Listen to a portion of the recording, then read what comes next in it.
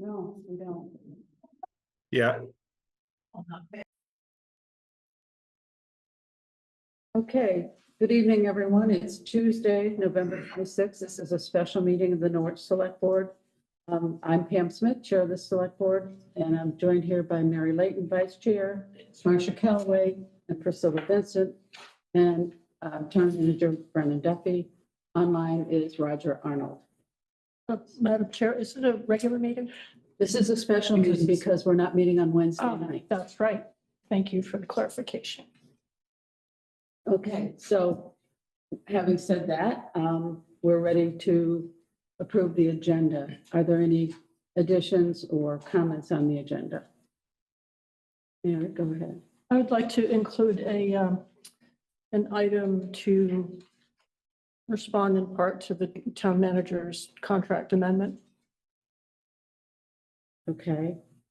Are you specifically referring to the article that was in the Valley News? Or something other than that? I'd just like to have an opportunity to state why I voted the way I voted. Okay. All right.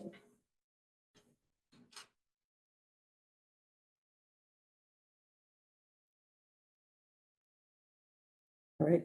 So any other additions, Marcia? We could address the inaccuracies in the Valley News reporting. Okay. As part of the same item, or That's part of the same. yeah. Sure, if you'd like to say something during that you're certainly welcome to do that. A response to the Valley News article. And where would we like to put that on the agenda? We have Stantec that's going to be standing by here for the Moore Lane, so we In have to about be 2 after minutes, yeah. that. Why not around 4, which is public comments? It is sort of a public comment. It is, sort of.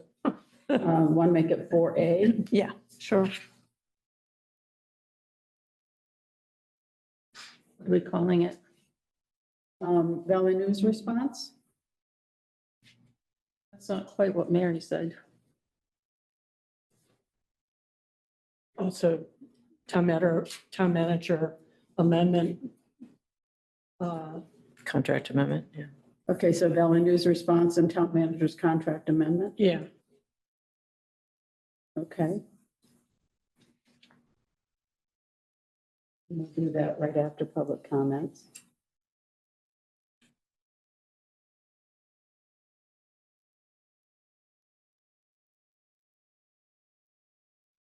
Okay, any other changes, questions, comments on the agenda? See, go ahead. The Emerald Ash Borer people sent us a very late urgent memo. Do we want to take that up at all? Because they're concerned about getting into the budget. Brendan, what's your thinking on their? Well, we had looked at this agenda, decided it was really a full agenda. So I think we had all agreed, or at least the chair and I had agreed that we would move them till the 11th and have them come and speak if they wish to at that point. And we still have 2 more meetings before any finalization of the budget will happen on December 18th. So Okay. we have another 3 weeks. So I think we can still consider their budget request. All right, any other comments? Seeing none, I would entertain a motion. I move to approve the agenda as amended. Okay, is there a second? I'll second. Okay. Mary, how do you vote? I vote yes. Marcia? No, as to 2. So, Yes. Roger? Yes. And I'm a yes. So it's 4 yes, 1 no. Okay. All right, the next item on the agenda is the chair's report. I have a written report in the packet. The only thing I will say about my report is that at the November 13 meeting, I was accused of violating a policy that so far has not been proven to exist. And so that's why I put this comment in my report. Marcia, go ahead. So we address issues not in email, but we do it in open meeting pursuant to the open meeting law. So to address Pam's question that she posed on email, the policy that I referred to says, no single member of the body shall have the authority to represent or act on behalf of the body, on behalf of the body, unless by majority vote, the body has delegated such authority for a specific matter at a duly noticed meeting, and such delegation is recorded in the meeting minutes. That comes from the Select Board Rules of Procedures, page 2, paragraph 4, dated 3/13/24, signed by Pam. There's nothing no exceptions provided to that. I put this in a memo, which I will ask Brennan to put into our next packet. I would just add that in addition, we should look at Title I, Chapter 5, Subchapter 3, which is access to public records, which refers to a custodian of the public record, and it requires systematic management of public records to promote the efficient and economical operation of government and to preserve their legal, administrative, and informational value. It limits the actions of such custodian, including prohibition about giving away records unless specifically authorized by law. Norwich has adopted a town manager form of government, which limits what the select board has authority to do, and Dillon's rule means that none of us have any authority beyond that which is given by statute or that which is necessarily implied by statute. No one on the select board has been authorized to act as a custodian of any of Norwich's public records, and there is no statutory privilege or any other authority for any select board member to act unilaterally to answer requests for any, quote, public or other records, or to otherwise act without authority from the select board. Clearly, the town manager's office is the custodian of town records, and requests for any of them should be sent to the town manager for appropriate handling. This meets the statutory requirement of systematic management of public records, as well as the preservation of their legal, administrative, and informational value. This is for the next packet. Okay. If I might comment on that, seems to me a public document is a public document, and we should not be engaged in trying to make it difficult for the public to access a public document. Well, it's been part of the transparency concerns that have been voiced by many residents. I would agree with you. Okay, If you look I below, didn't call on you. I'm going to finish this. If you look I'm below, trying to get order in the meeting, please. you have it. If you look further in the public records management, you will see that certain records are excluded, even though they are public. And those would include things like evaluations of employees. So they're not all created equal. I'm well aware that an employee evaluation would not be in the public realm. But the contract with the town manager is in the public realm. Any amendments there too? All right, let's move on. So the next item is the Stantec report on the Moorland Bridge. And do we have someone from Stantec here tonight, Ben? We do, so if I may, I'll introduce them. So we have Tom Knight and David Alvine, I believe, Alvine. Sorry if I mispronounced that, David. I'm going to make Tom, I believe, the co-host here, who is then going to share his screen and walk through a brief PowerPoint. So bear with us as we work through technology here. Tom, I just made you a co-host. Let me know if you get a notice of that. It's still saying sharing is not turned on. Okay, sorry. I one more Okay. button. Got it. Good. While he's getting set up, I will just say, I want to thank Stantec for their work thus far.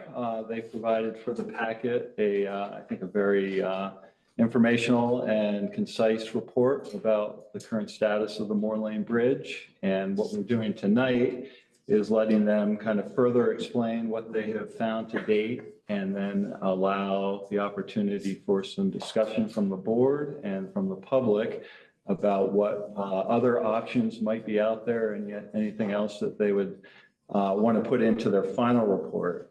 So what's being presented is still in a draft form today. And again, we would hope that by the end of the year, we would get back a final report, at which time, again, our decision as the town will be, do we want to pursue one of these four options or another option that might be determined this evening? And if so, how do we proceed? So with that said, we can see your screen, Tom. Great, thank you. Yeah, and so this presentation is brief, and it is so intended to directly reflect the content in the draft memo that we submitted. I'll be presenting tonight, and my colleague Dave Allwine is here to help answer questions if they come up. And it's a pretty brief agenda. We're just going to review the content from the draft memo, and then we'll open it up to the floor for folks to ask questions and provide input on what else they'd like to see. So the overview here starts with location map for those who might not be familiar with where Moore Lane is. You know, it's a short connector street that connects Turnpike Road and Beaver Meadow Road, and you know, flowing from the top of the page to the bottom of the page is Bloody Brook. You know, flowing from north to south. That's the feature crossed by this bridge. So the type of bridge, this is stressed laminated timber bridge. So it's basically like a wooden plank deck that spans the river all in one piece. The issue here, I mean, this structure was constructed in 1989.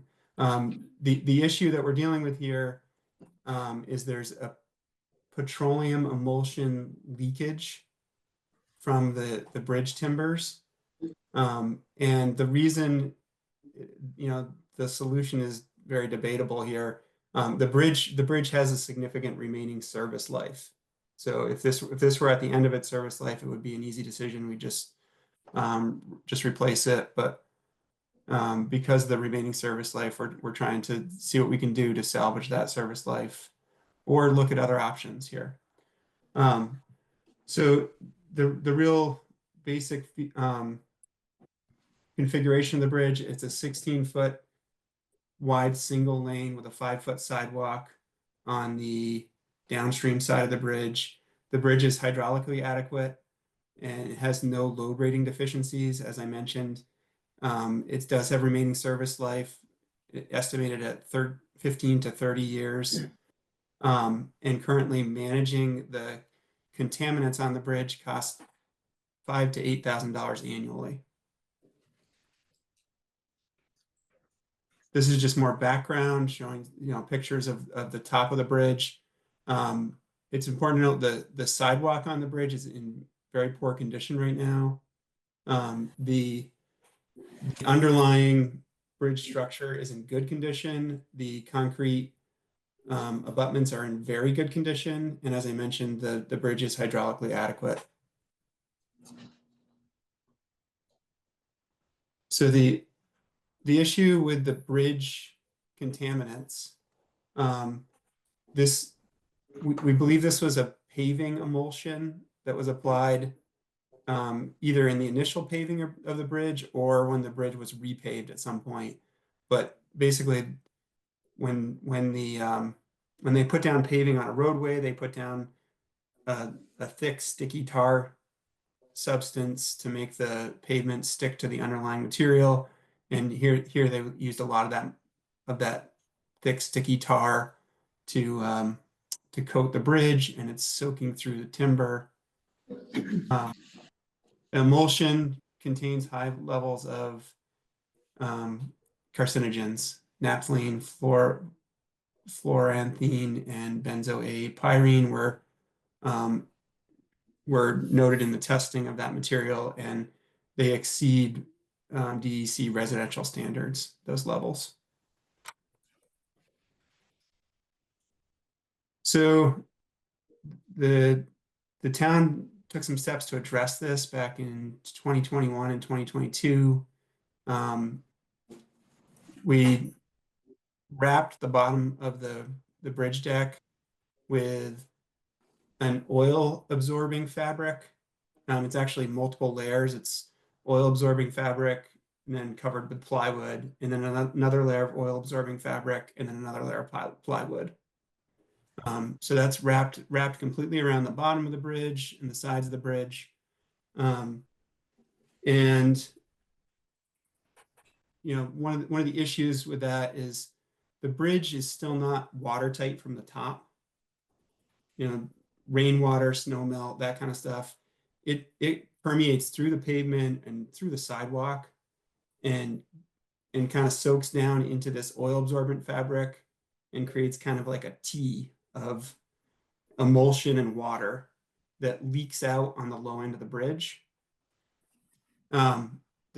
So this containment system worked pretty well as is for a year or a year and a half. And then we started to see more staining particularly on the west abutment.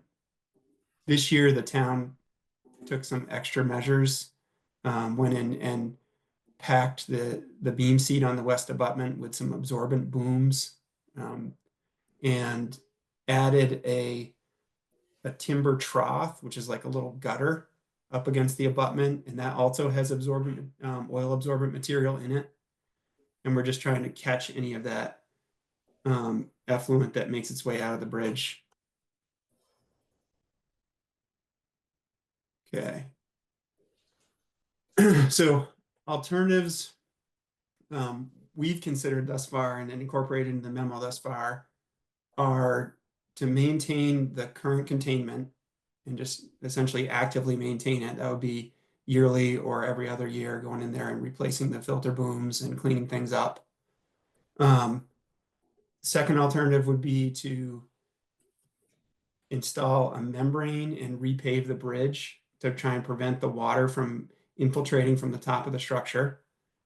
The third alternative we looked at was to replace the superstructure. So you come in and remove the timber superstructure, replace it with maybe a precast concrete superstructure, similar shape, and that has a cost to it. And then fourth would be to just disinvest from the structure.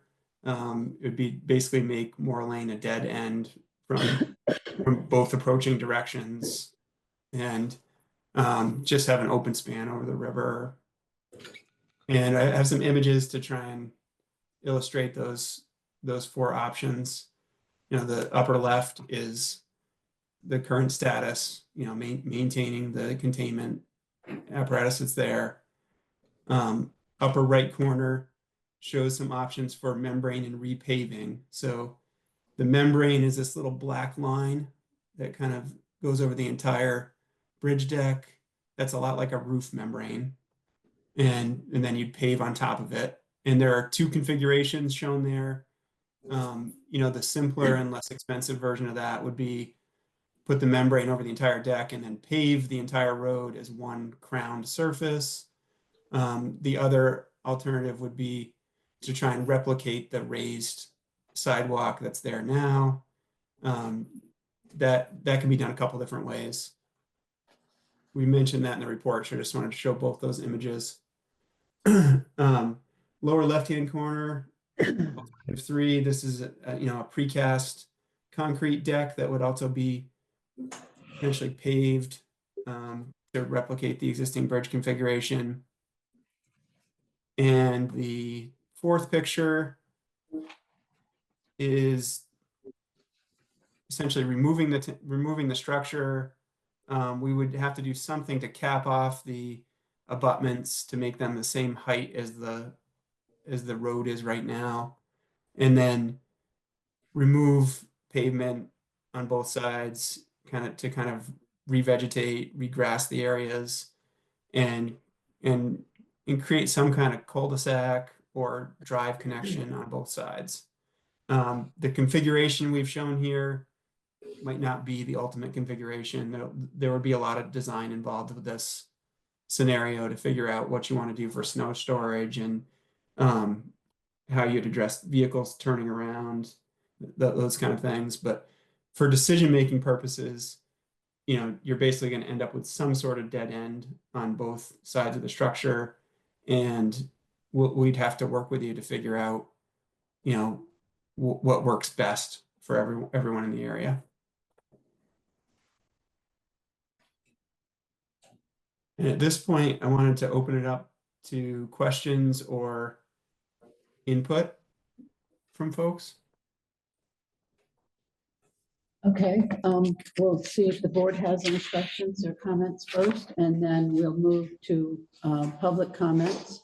And the public comments will be limited to 3 minutes.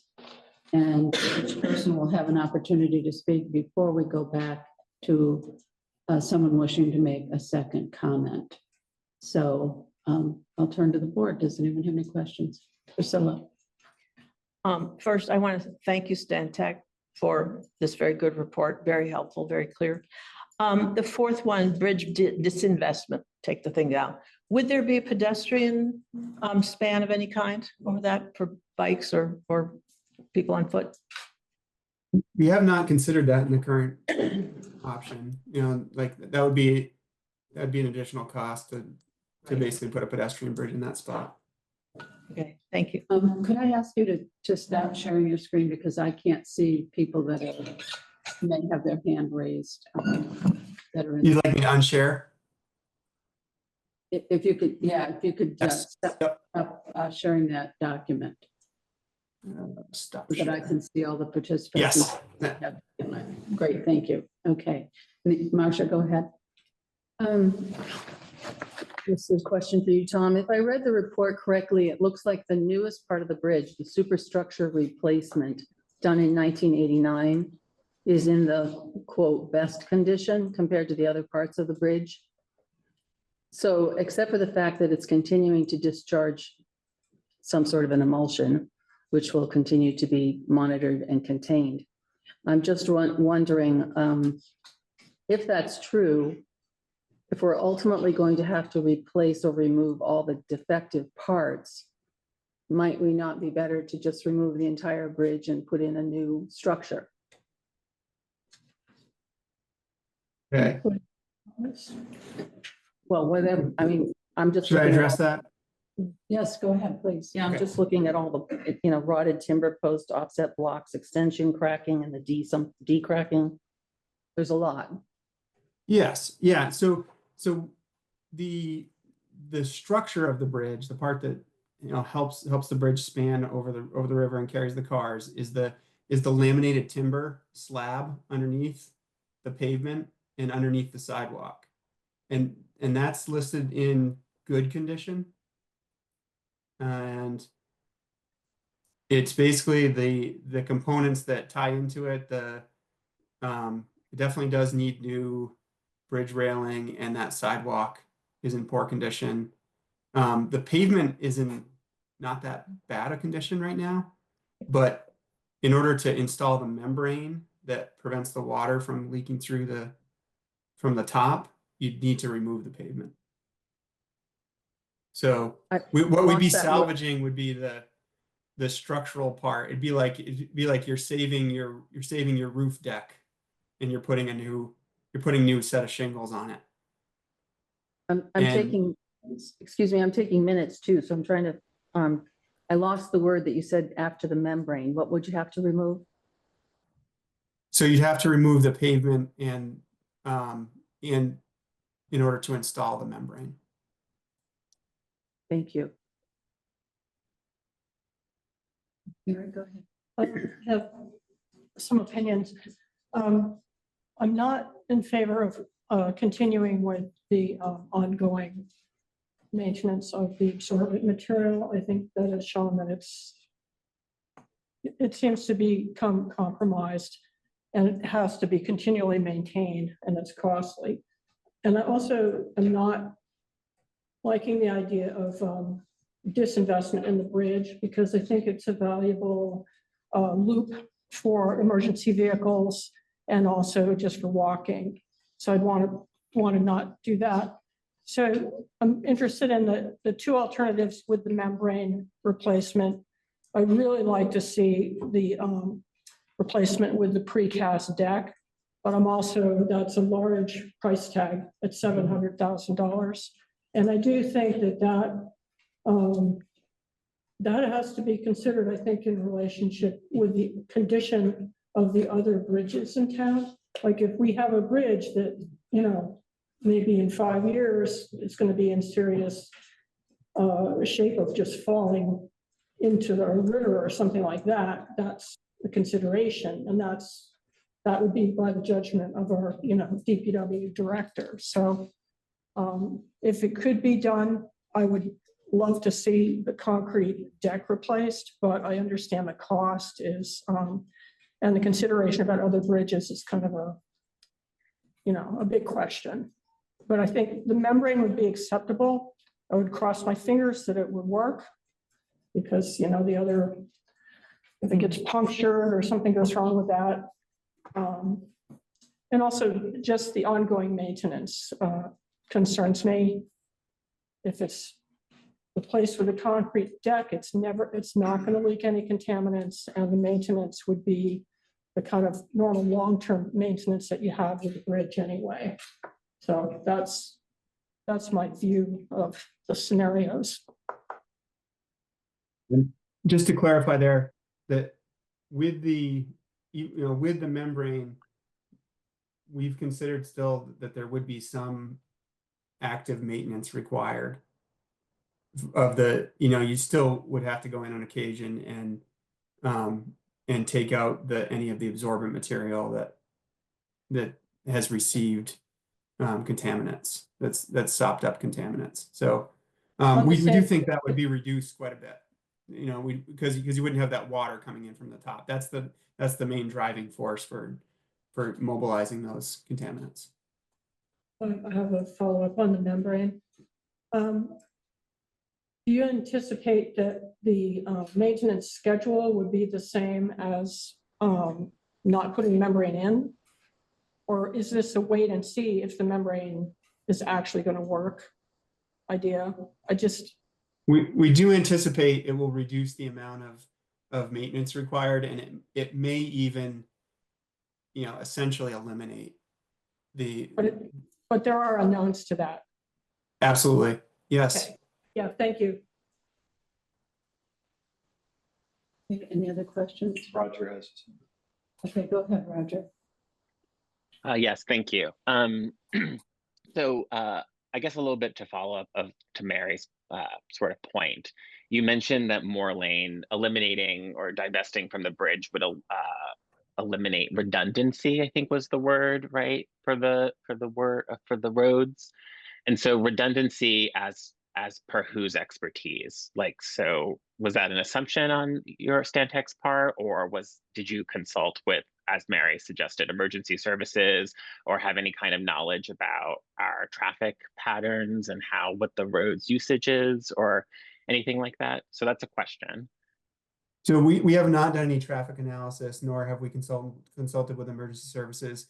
I think I was just using the term redundancy, meaning there are multiple pathways, yes. and you're taking away one of those multiple pathways. So I didn't mean it. It wasn't a positive thing to eliminate a redundancy. It was now you have one less option if there's a traffic snarl up right. at the main intersection in town. There's one less option. But right, and so analysis of the traffic. Right. So to me, divestment would not be an option until I have clarity on the traffic flows and the expertise of emergency services. So I would need that from someone. And then the second point. You're freezing up. My second, can you hear me now? Yeah, that's, go ahead. My second sort of point of expertise of a planner, or like a municipal planner, right? A town planner. So people have mentioned this idea of a pedestrian bridge. So, to what extent does that serve, say, bike ped goals that our community may have? What if we were to imagine Moore Lane Bridge no longer as a connector for cars, but something that was a pedestrian bridge and then a sidewalk, right?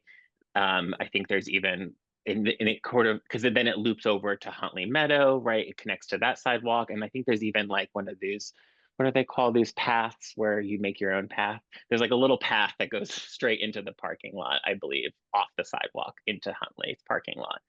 So we with a planner, with municipal planning, we can really, I think, sort of imagine something else for Moore Lane that might be more towards bike ped.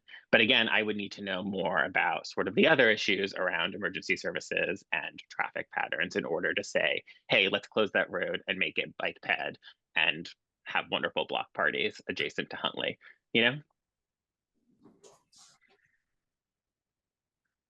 Is that a question or a comment, Roger? I think that's a comment, but my question to this group is if we would be interested in that, what would we have to do that work, that planning work?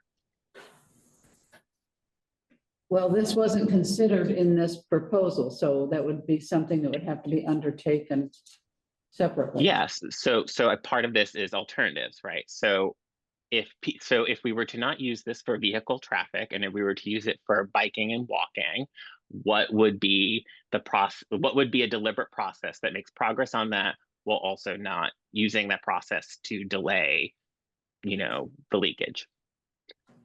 So it's not structurally, because the bridge is not structurally sound, but we have this emulsion. So if we could allow ourselves to imagine perhaps something that might be of more value to our community. Right. That's all. Right. Well, we would have to consider divestment before we would, as a viable alternative, before we think about whether we want to look at the cost of a pedestrian bridge. So if that becomes a very viable alternative, then certainly we would want to look at that.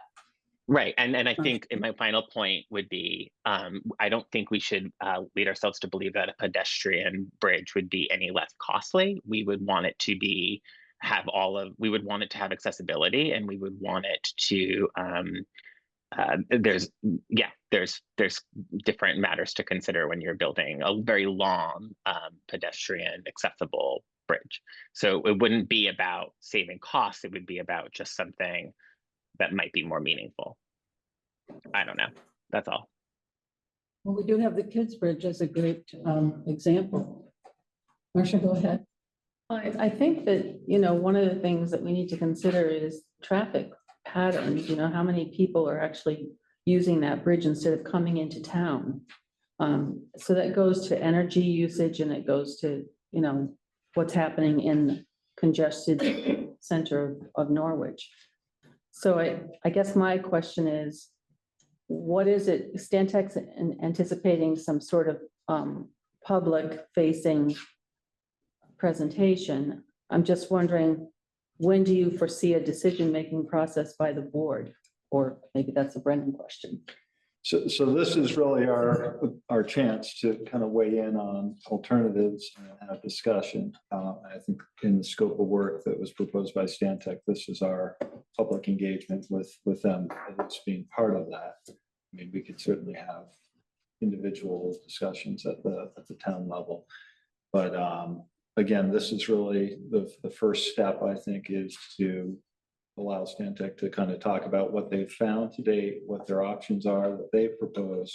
We have 4 of those to consider and have a chance to find out if there are other options that we would like to have them explore before we get a final report. And again, I think that would hopefully be before the end of the year. I did have a question on this. On 4.2, the membrane replacement with repaving, there's a $65,000 structure cost anticipated. What structure is being referred to there? That's just where we're keeping track of the cost for the membrane and pavement. So anything that's an alteration to the structure is just getting put in that little bucket. Of breaking down the costs. And I didn't share the cost matrix with everyone here, so I think I could do that if you'd like, or we could. It was in our packet, so I think that's fine. People can Okay. refer to what was in the packet. Marcia, you had another question, Pam?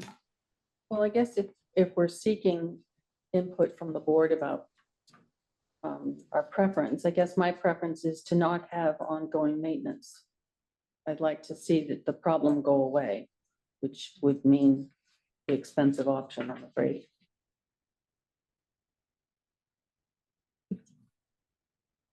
Just pointing out that the problem would go away if we tear it down too. But how do you feel about that? Well, I guess I'd like to know how many people are using it, you know, to go from Beaver Meadow to, over to Beaver Meadow from, what's the road, Turnpike, right? Mhm. Over to Sharon and stuff. How much are we burdening town with added traffic if we do that? I think a lot of people use that as a shortcut to go to the transfer station, which would be a huge part of the traffic on that bridge. Yeah. Which would put people going all the way into the Norwich Inn, going north on Main Street and then going back out Turnpike if that were eliminated. It certainly would add distance and time to the travel. But we shouldn't make that the overarching reason to make a decision. There you go. Another thought, just thinking about cost of replacement with the concrete bridge deck. If, the cost is going to be daunting, if we couldn't sort of line that up with a grant or something like that, would we want to do the membrane for a year and try to seek funding to do the more thorough replacement, something like that, like a phased thing? But ultimately, I do think replacing the concrete deck would be my preference. We could find a reasonable way to do that, or if it didn't mean that some other bridge was not going to be able to be replaced, but where it's very urgent somewhere else in town.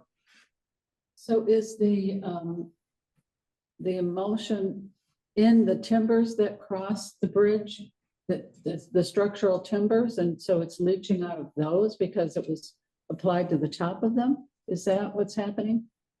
That's correct. So if That's we put a correct. membrane down, we're putting it on top of those timbers.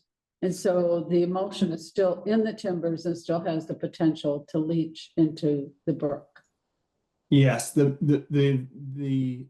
benefit of the membrane is, you're still going to have the emulsion soaked into those timbers that are below the membrane, but you're trying to cut the water off and prevent the water from getting down and making the emulsion move through. That's what's happening right now. And there's two reasons the emulsion moves. It moves like it gets runny on really hot days. So it will start to drip and move just like tar does. And then it also, when it gets heavily saturated with water, that water dilutes a little bit of the tar, and it also moves in that instance. So if we can eliminate the water piece of it, the emulsion's still there as a contaminant, but it should be less mobile. Okay. It's much easier for the containment to do its job. I just one thing to add regarding a phased approach. If you're considering replacing the bridge deck at a cost of $700,000, it would be more cost effective to just do the maintenance for a few years, and before you jump into doing the bridge deck, not do the membrane and then come back and do the bridge deck. The membrane is a pretty significant capital expense. So you would spend less money if you were going to go a few years before you did the replacement, just maintaining what's out there. Okay, thank you. Marshall? Tom, doesn't that assume that the cost of the bridge is not going to go up? I mean, I think there's All of somebody, all of these costs are in today's dollars. That we're not trying to account for any inflation or time value of money here. I think that's beyond the scope of this a little bit, but that's true that the longer you wait, then costs go up on anything.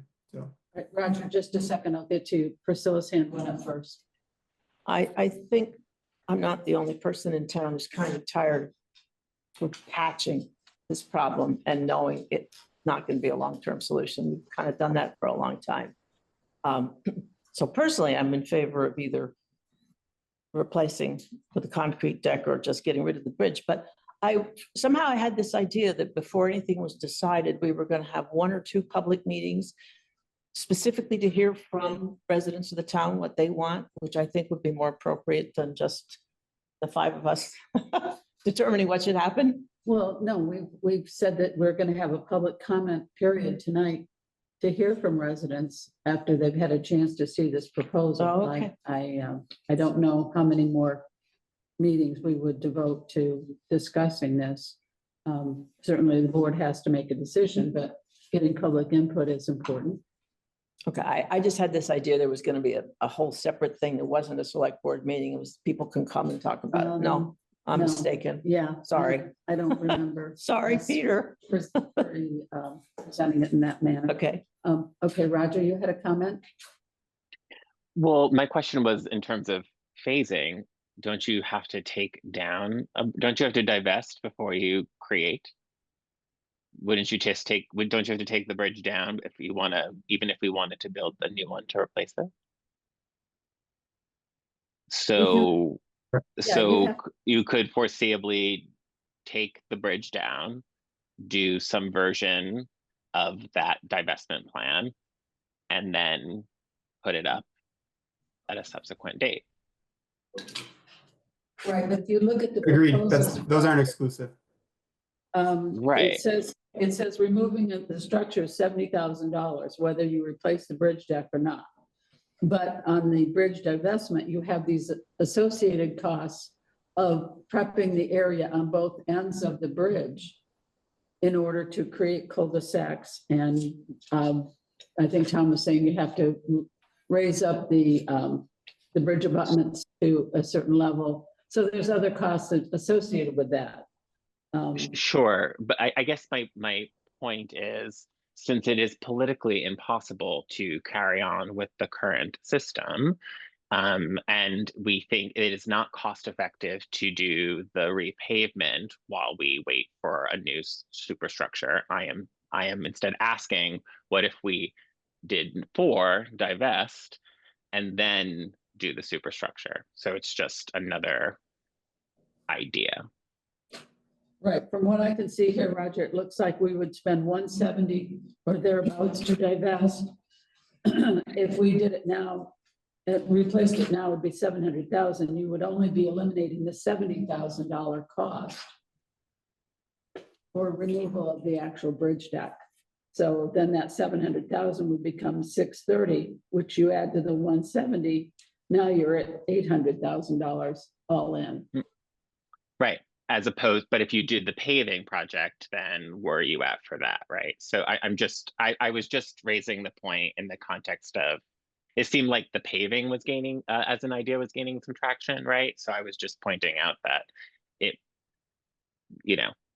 paving may be very equal to divestment, and then you might actually really hear from people a little bit about the traffic patterns and whether or not they like fossil fuels and vehicle traffic, or if they like, bike ped, right? So it would be more of a planning exercise while also taking care of our duty to deal with the emulsion. Sorry, go ahead.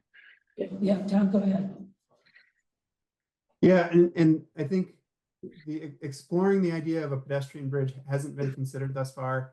I agree with the statements that, and if you took the bridge out and put in a dedicated pedestrian bridge, it will be a little bit less expensive than alternative 4.3, but not substantially less expensive than that. Right. So just so you understand that. And then as far as the use goes, right now it is a fairly friendly pedestrian and bike facility. So I wouldn't see that generating more traffic if you had a dedicated pedestrian facility in there. So you probably have a better sense of it if you went out there in a summertime and you counted how many bikes and pedestrians are using it, then whether or not it would be a good asset to utilize that way. And that's, you could also do other studies, you could look at origins and destinations of pedestrians and think about, from a planning standpoint, how this is going to fit into other network pieces that aren't developed yet. Right. Obviously, all that's beyond our scope for this project, but just to give you some ideas, like you probably could figure out the answer just by talking to folks in town about what the asset. Anecdata from a scientist. Right. Okay, any other board questions or comments? Marcia? I'd like to hear what Chris says about other bridges. Chris Kaufman. Chris Kaufman. Yeah, his hand was up and then it went down because we were, Chris, are you still with us? Did you have a comment? Yeah, I'm still here. I'm here. Can you hear me? Yes. I wanted to just add, there was a traffic count done in 2021, the average daily traffic count, which I believe was about somewhere between 380 to 400 cars per day use that. That's the average daily traffic count of 2021. Cool. Okay. Just for your and Beaver Meadows was somewhere around 2,200. Just gives you a little perspective. Yeah. And that's just vehicles. That's not bicycles and such. So, and I think you had asked me a question about other structures. We did, Stantec actually did put a bridge management report together, and some of our capital costs for our bridge designated fund has been developed based on addressing maintenance on bridges, replacement of bridges. I believe we have a bridge that we are planning to redo. I believe it's Mitchell Brook is the next one in several years down the line. Some of these have to do with the timing of receiving a structural grant. So we try to time them because we only get that structural grant typically every 2 to 3 years. So we try to time our projects, our big projects, based on the availability of grants. And sometimes, we plan to do that at that particular time, and then we don't get chosen for that grant, so we have to kick it down another year to try to, maximize available funding from the state. So. Okay, thank you. Any other board comments or questions? Mary? Are bridges ever financed through a bond? I mean, if the public had I don't like the idea, but I'm just wondering, is the public concerned enough about this bridge? If it didn't fit into a capital planning scheme where we could expect a grant, would the urgency be something that would be what the residents of this town would stomach? I don't know. Just Well, bonding has to go to the voters.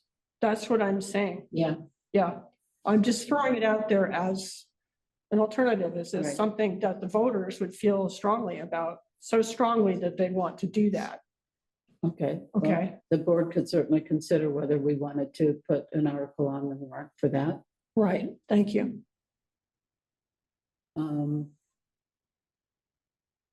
I don't see any other hands. Paul Manganola, you had your hand up. She's at one had her point. hand up for a long time. Raise my hand up first. Oh, I'm sorry. You had your hand up? She did. I mean, I put it down when you guys kept. Oh, okay. Will you want to go to the table, please, and Thanks. introduce yourself?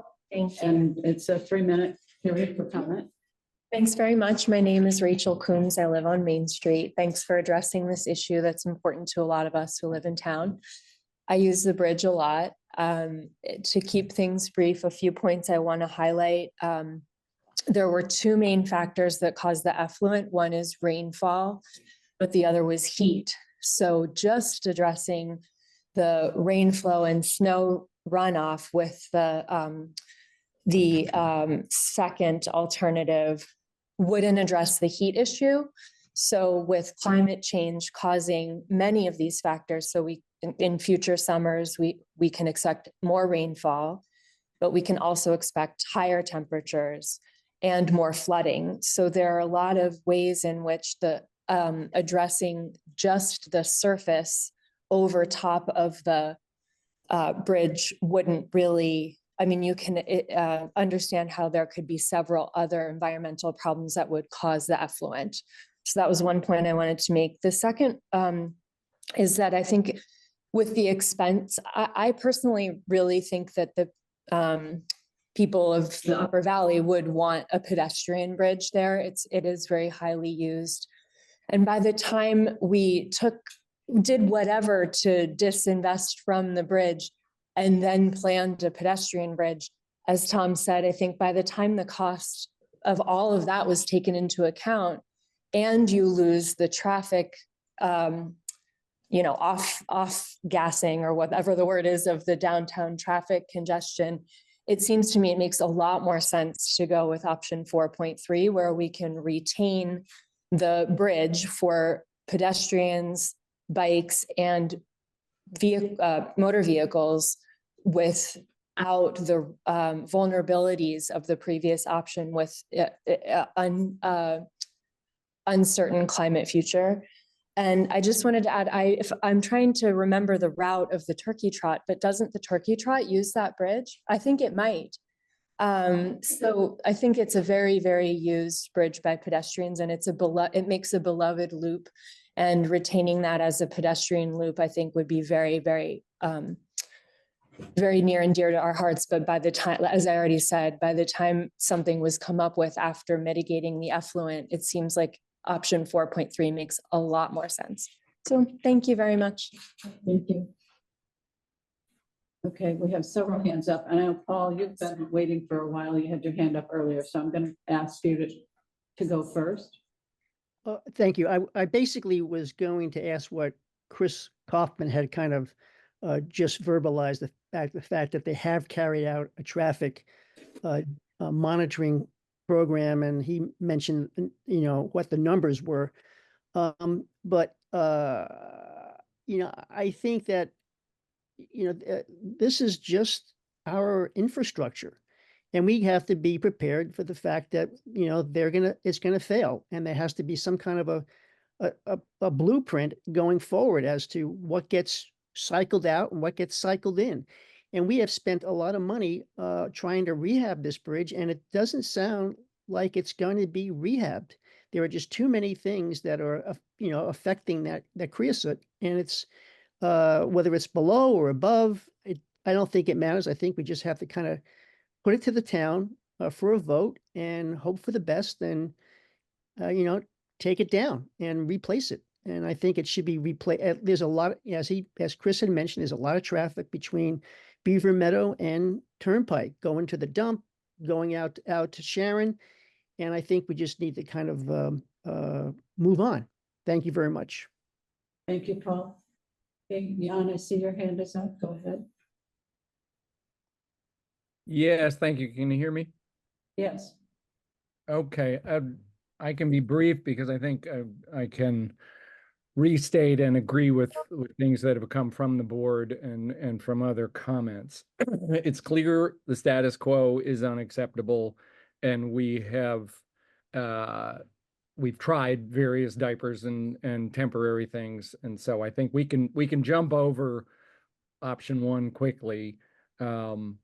Option 2 on the membrane, I agree with several comments that the water is one thing, but we know that a hot summer day makes that stuff drip, whether it's raining or not.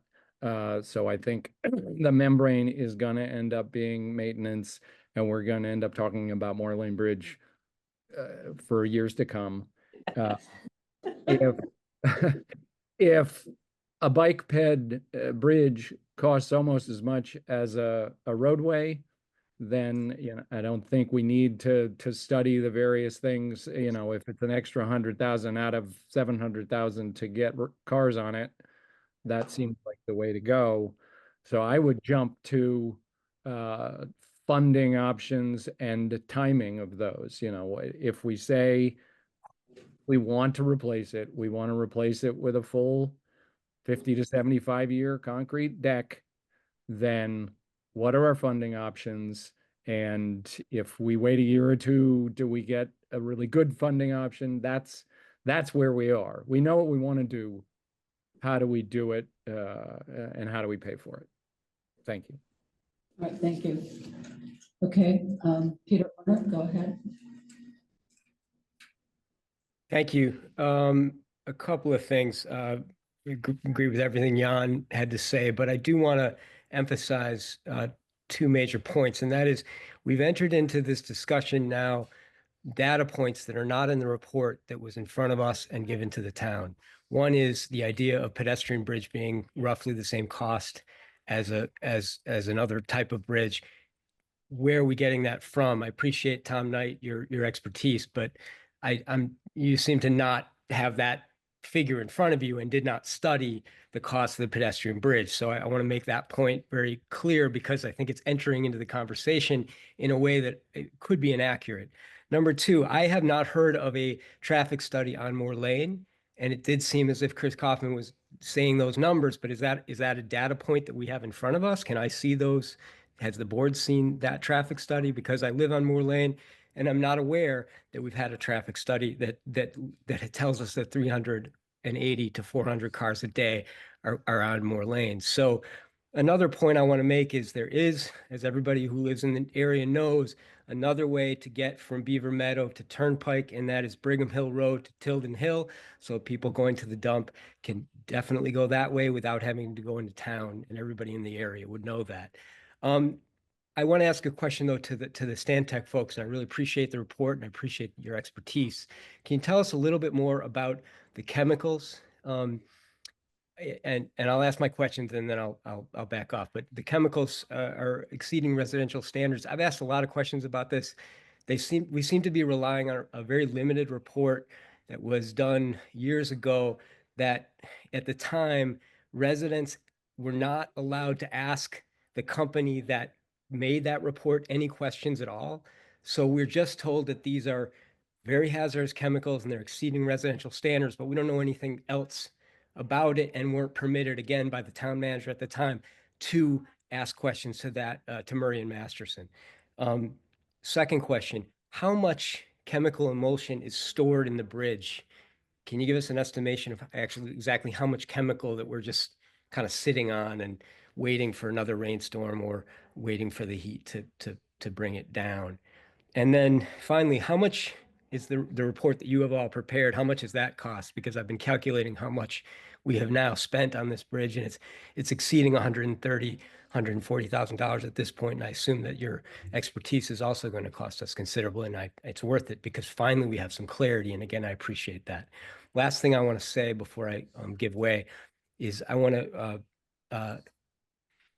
echo Priscilla.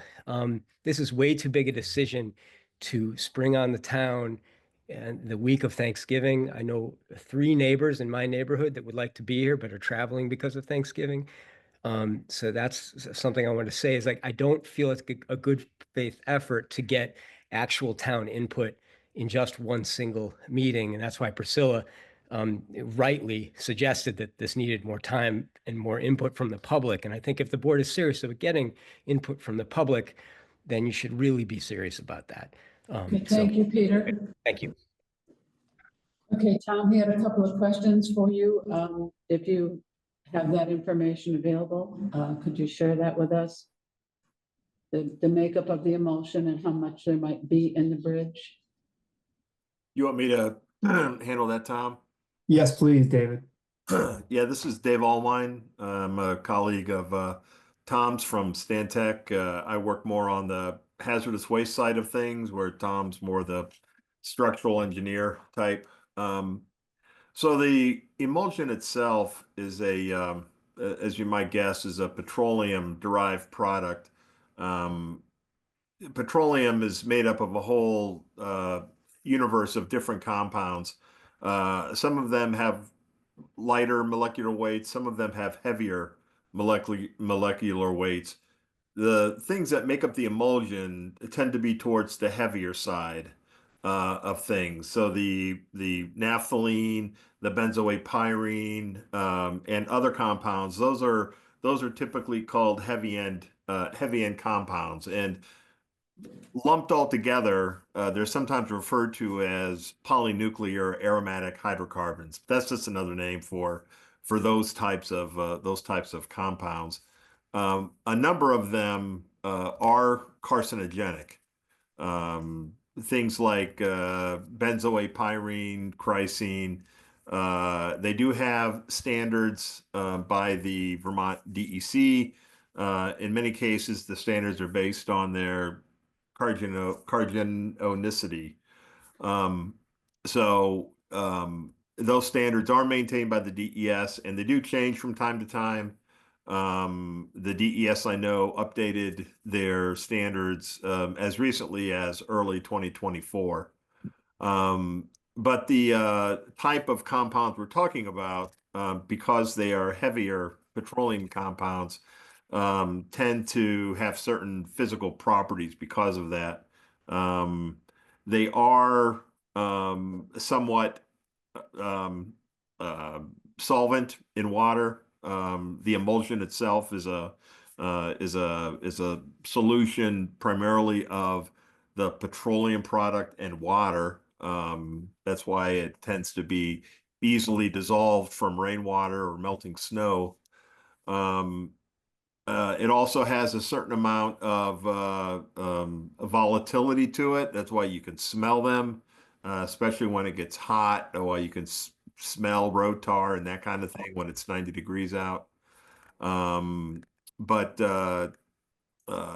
in terms of the amount that's actually in the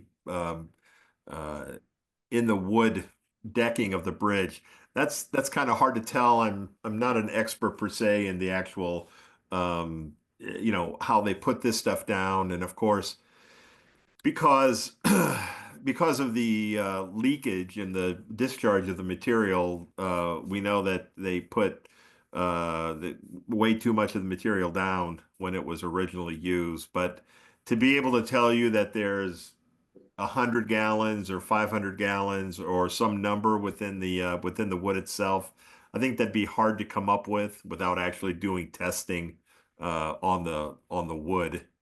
I have experience with other sites where there was treated wood that also leaked out over time, and these are particularly railroad properties where they used railroad ties that were overly charged with wood preservative chemicals that over time just rained down. And in some cases, it happened for years. So I know that these things can take a long time to sort of work themselves out on their own. So I don't know if there was any, what the other questions. I know you had multiple questions. Oh, the other ones do fall to me because I'm the project manager for this financially for Stantec. So as far as how much we're spending on Stantec services, we're authorized up to $30,800, and to date we've spent $6,800, and that doesn't count work that's happened this pay week. We haven't entered our time cards yet for the end of the week, so we've spent about $7,000 of a $30,000 budget, and it for us, I don't think we know where the finish line is yet with this report. It'll depend on how many more alternatives we need to look at and what we need to do to satisfy the curiosity and come up with the right solution here. So that's the range of costs. Okay, thank you, Tom. All right, I see Matt Sweat's hand up, and that will be our final comment of the evening. Matt, go ahead. Hi. Just two quick comments. First, as sort of a Norwich resident and someone who lives on Turnpike, we go to town, down Turnpike, and I see people jogging, walking, biking, using that Moore Lane Bridge as sort of that loop around Huntley Meadow. And if Norwich's goal is one of its, focuses is to be more of a walkable town, I think that bridge has a lot of value to it and gets a lot of use. And then the other perspective is, as sort of deputy fire chief, I've talked with Alex Northern, our fire chief, as well, and we're both in agreement that we don't Moore Lane as a bridge for fire response really isn't important. So I can't speak for the police use of that as sort of a cut through, because they don't always start from the same spot. But for us responding from the fire station, we don't need to use the Moore Lane Bridge. Okay, all right, thank you, Matt. I'm sorry, I'm trying to take the minutes. Matt, you said from your perspective, it's not important? Yeah, from a fire emergency response, Okay. the Moore Lane Bridge, the chief and I are in agreement that the Moore Lane Bridge is not necessary to be intact. Thank you. Great, that's important information to know. All right. So I think this will conclude the public comment portion. The board can decide if they would like to have a future meeting where we have more public comments, or maybe we could invite the public who couldn't be here tonight to submit comments to the select board. Always happy to hear from the residents. So if you, Peter, if you want to pass that along to the people that you know that couldn't be here tonight, if they want to write to the select board, we're happy to hear from them. Sure. Thank you. I will. Thanks. Marcia? Another question for Tom. Given climate change, and we had a severe flood in 2017 where Blood Brook was really devastated.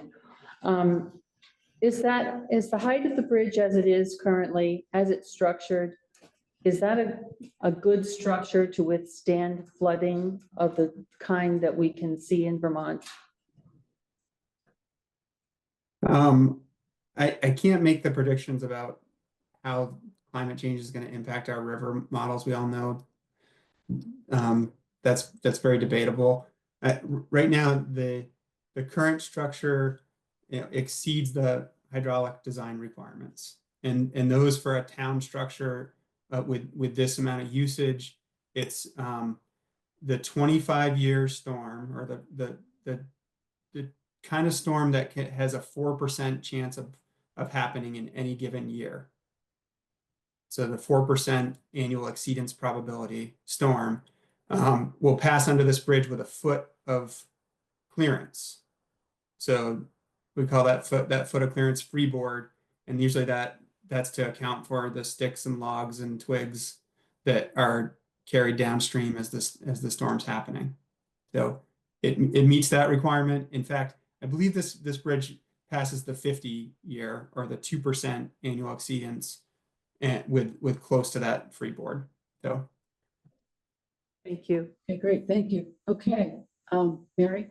If we're going to think about follow-up, I would be interested in if there were funding options, different funding options for alternative 4.3, replacing the deck, just what that would look like if there's going to be a follow-up to this.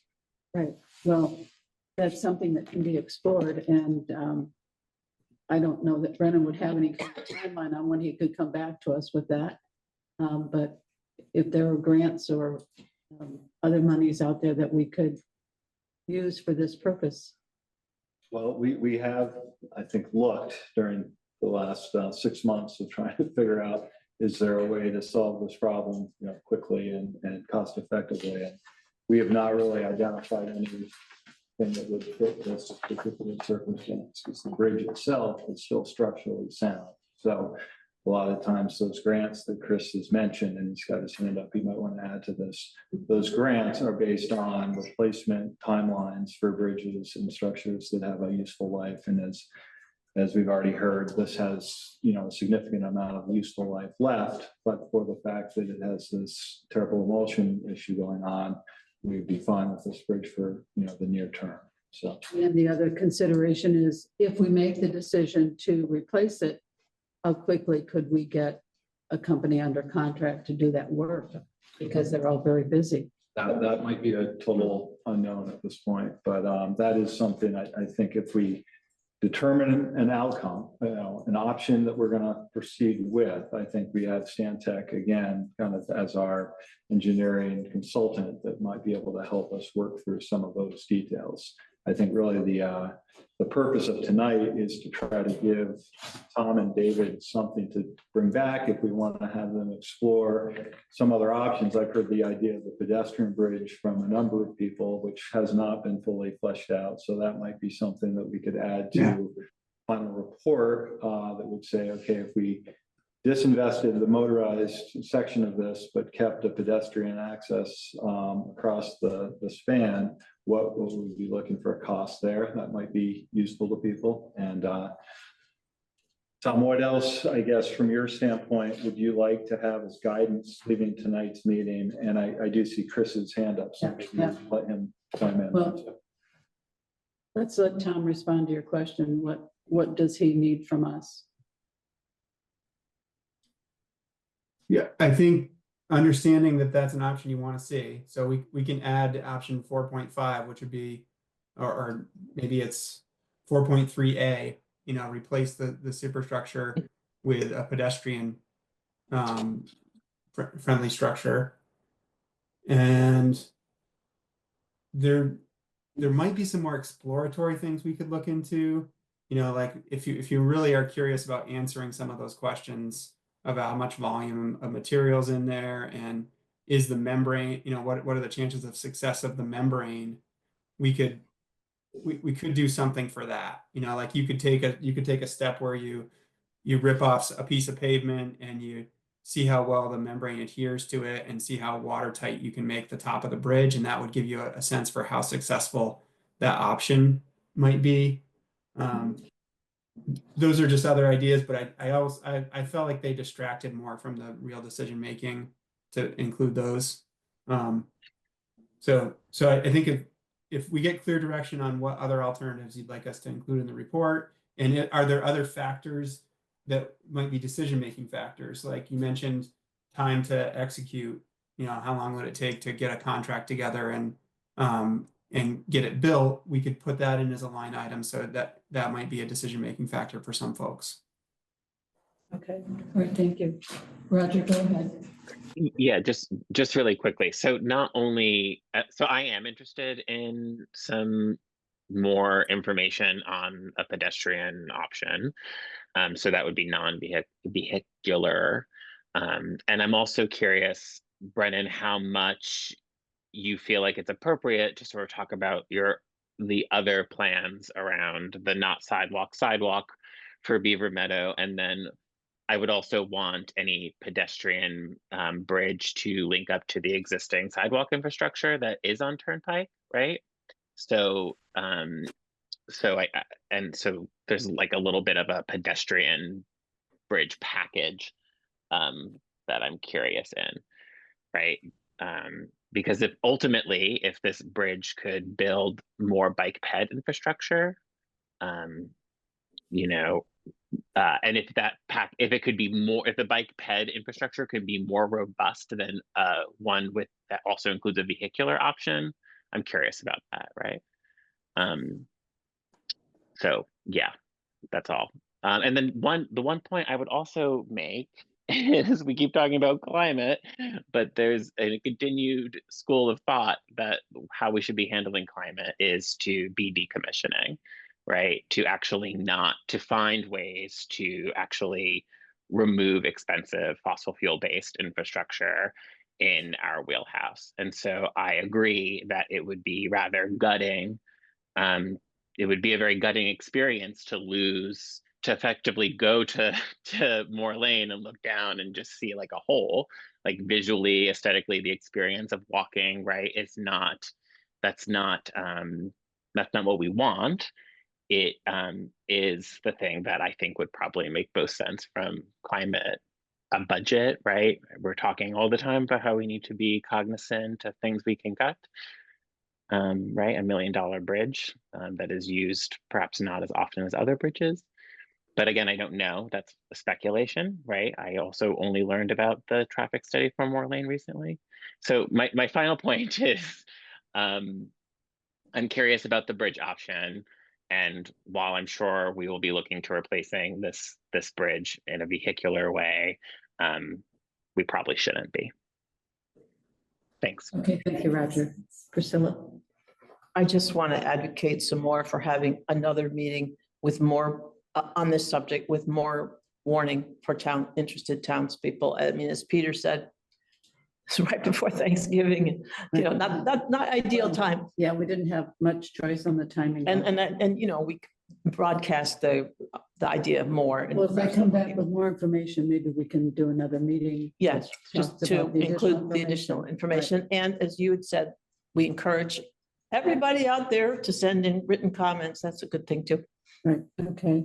I see Chris Kaufman, you have your hand up, go ahead. Yeah, just real quick. There was some conversation with VTrans about the potential for replacement of this bridge and structural funding for this bridge. And I would say pretty much their response was the odds of receiving funding for that will be pretty low.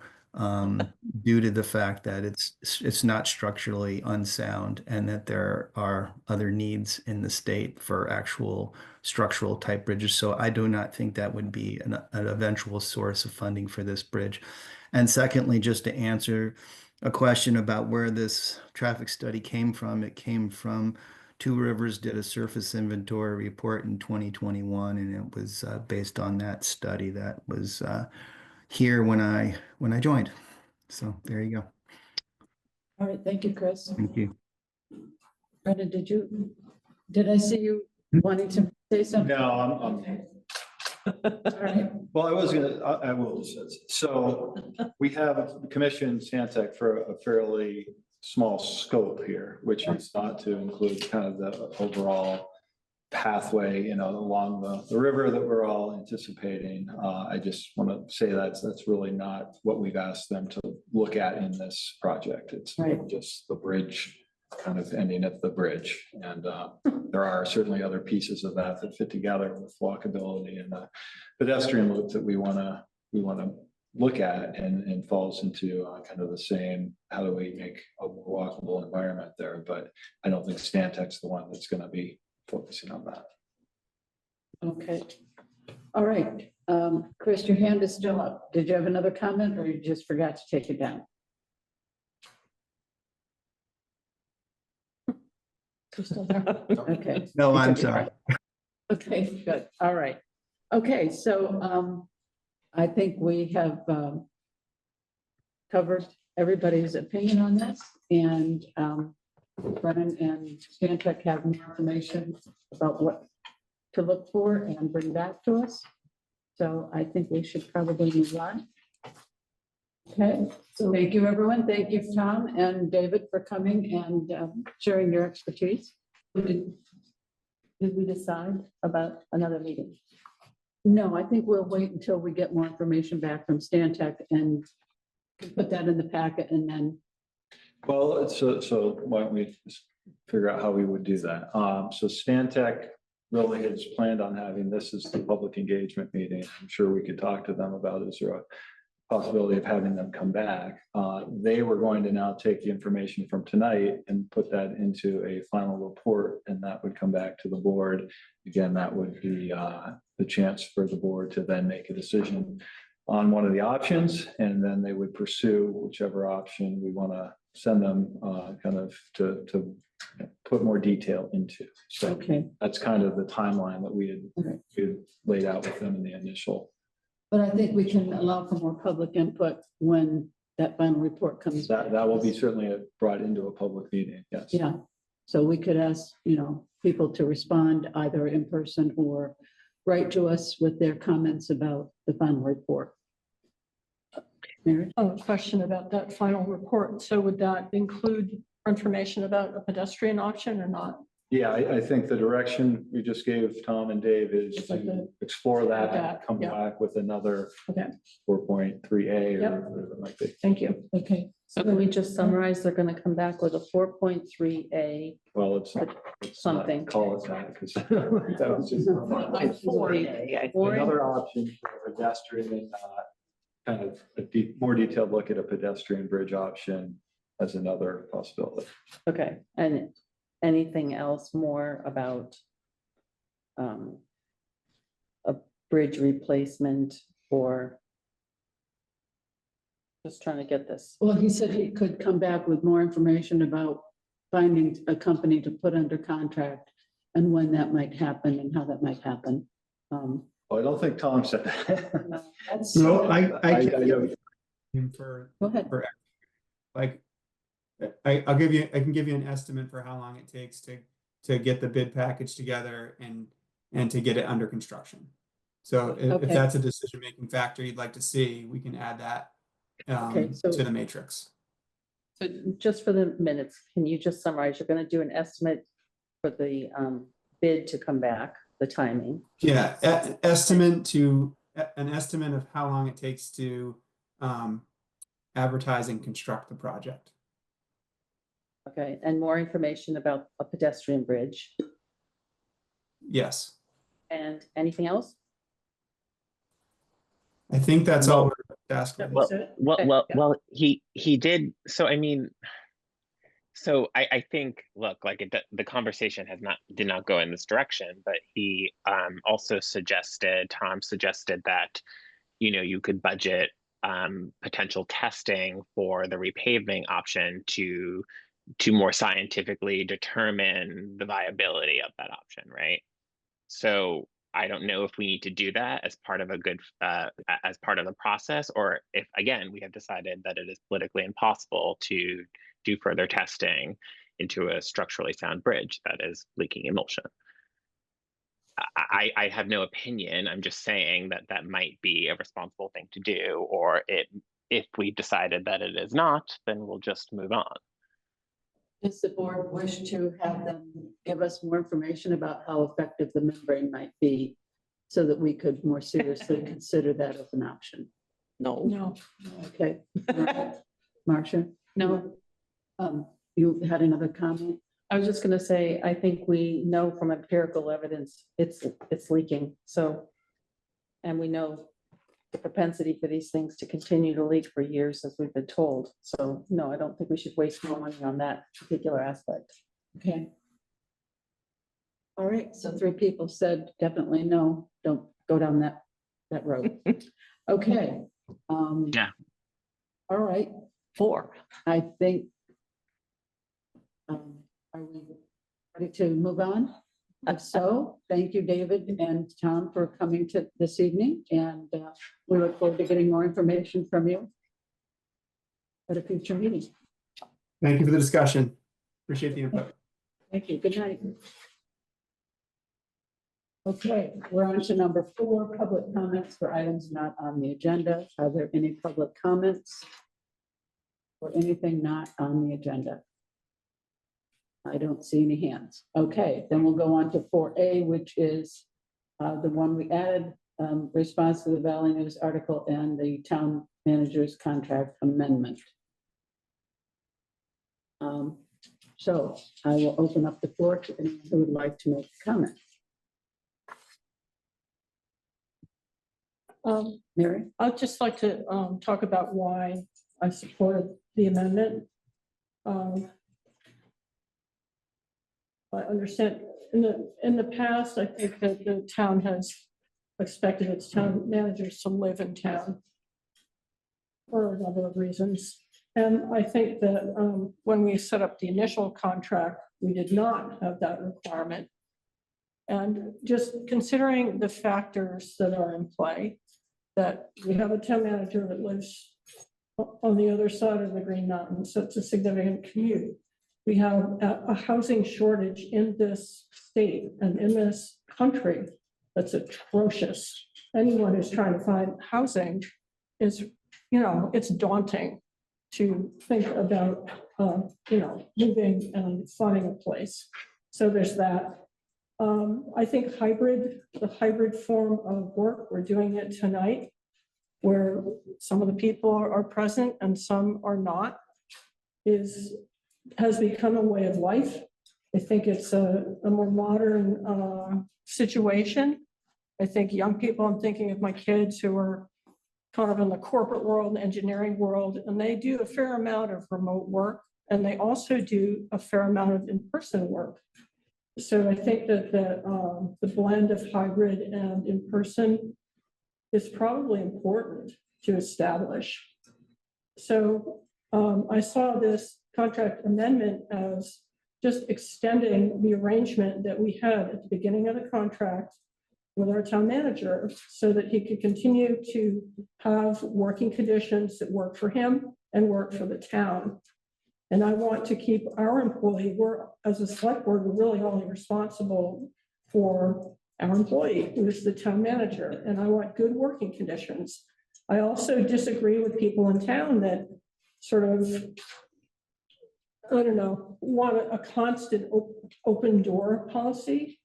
I want to protect the town manager's time so he can get some work done. Doesn't mean that he wouldn't ever stick his nose out and say hi, but I just think there's maybe a more modern way of looking at what a town manager has to do, how he manages his time, he or she, and how to create good, productive working conditions.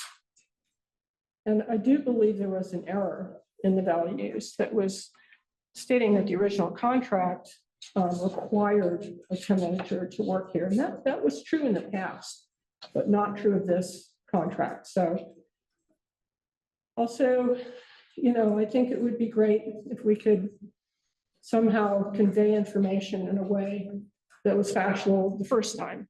If we can all get on the same page, Valley News is our designated print source.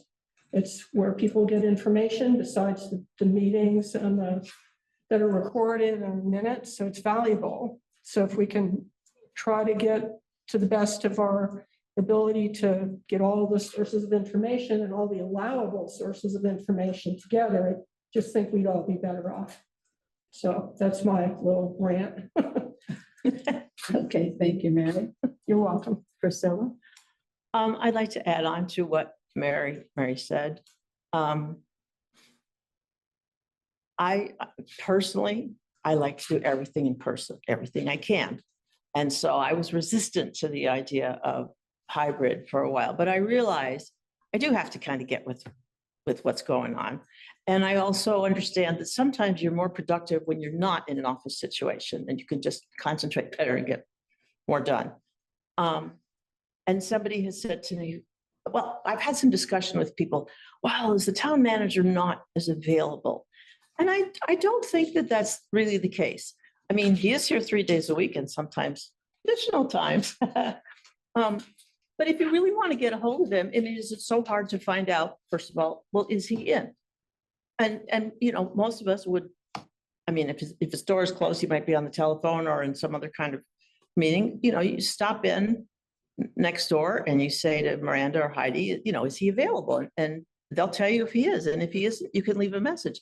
If he's not here that day, you can leave a message. If you want to talk to him that day, they will relay that message and Brendan is responsive. He'll call you back. I mean, so I don't think there's a problem anymore with the idea. And I'm not aware, I think people maybe don't like the idea that the town manager is not physically present, but I don't think it really matters too much to how he's accomplishing what he needs to do and being available to us.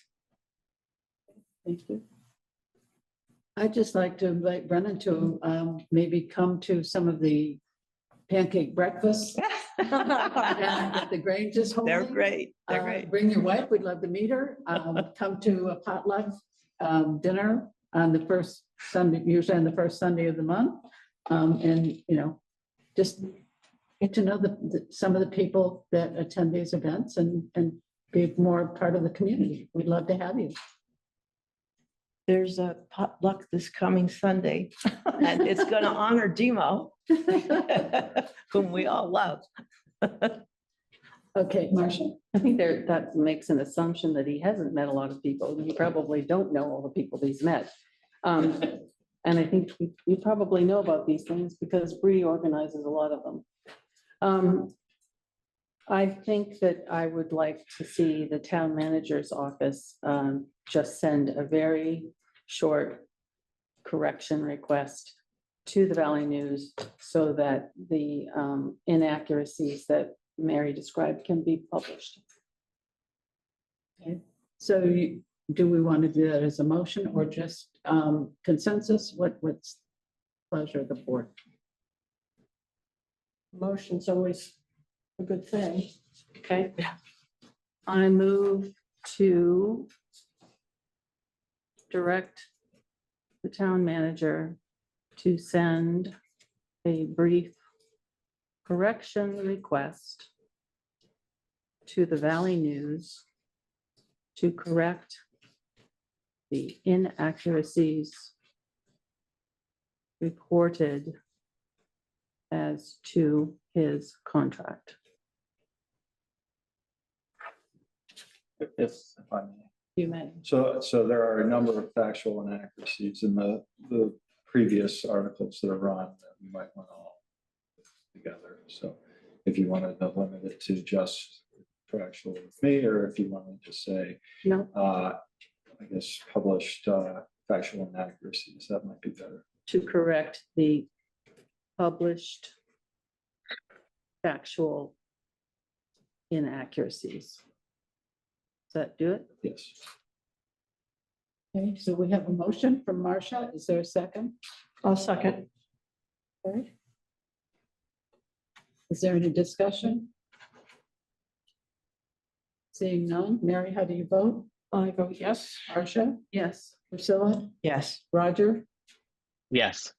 And I'm a yes. It's unanimous. Okay, thank you. Okay. Moving on to number 5, the expenditure request from the police department for HVAC at the public safety facility. We have a request from the chief in the packet. Does anyone have any questions on this? Any comments?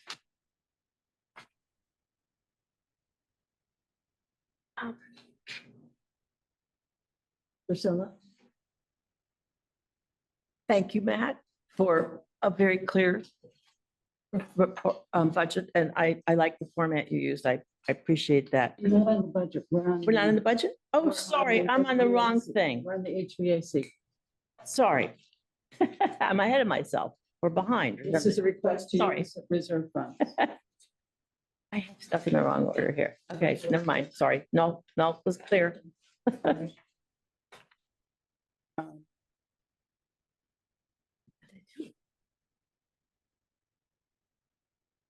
Question.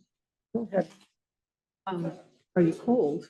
What's going on with the heating? I have a space heater in the office. I turn on every morning for about 3 hours and I go somewhere else.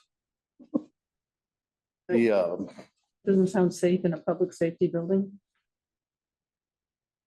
as you know, I'm also a firefighter and I have poor space heaters with every bone of my body. But, I also like to, not freeze. When I walk in the morning, like yesterday morning, it was somewhere in the low 50s. Oh. Hmm. Sustainable. My question is, why would we want to charge this to reserve fund as opposed to just a repair fund? Because there is a budget for repair. As you're, I'm sure aware, the original invoice, so there's sort of 3 spheres that are overlapping. The initial invoice for, let me just scroll down here.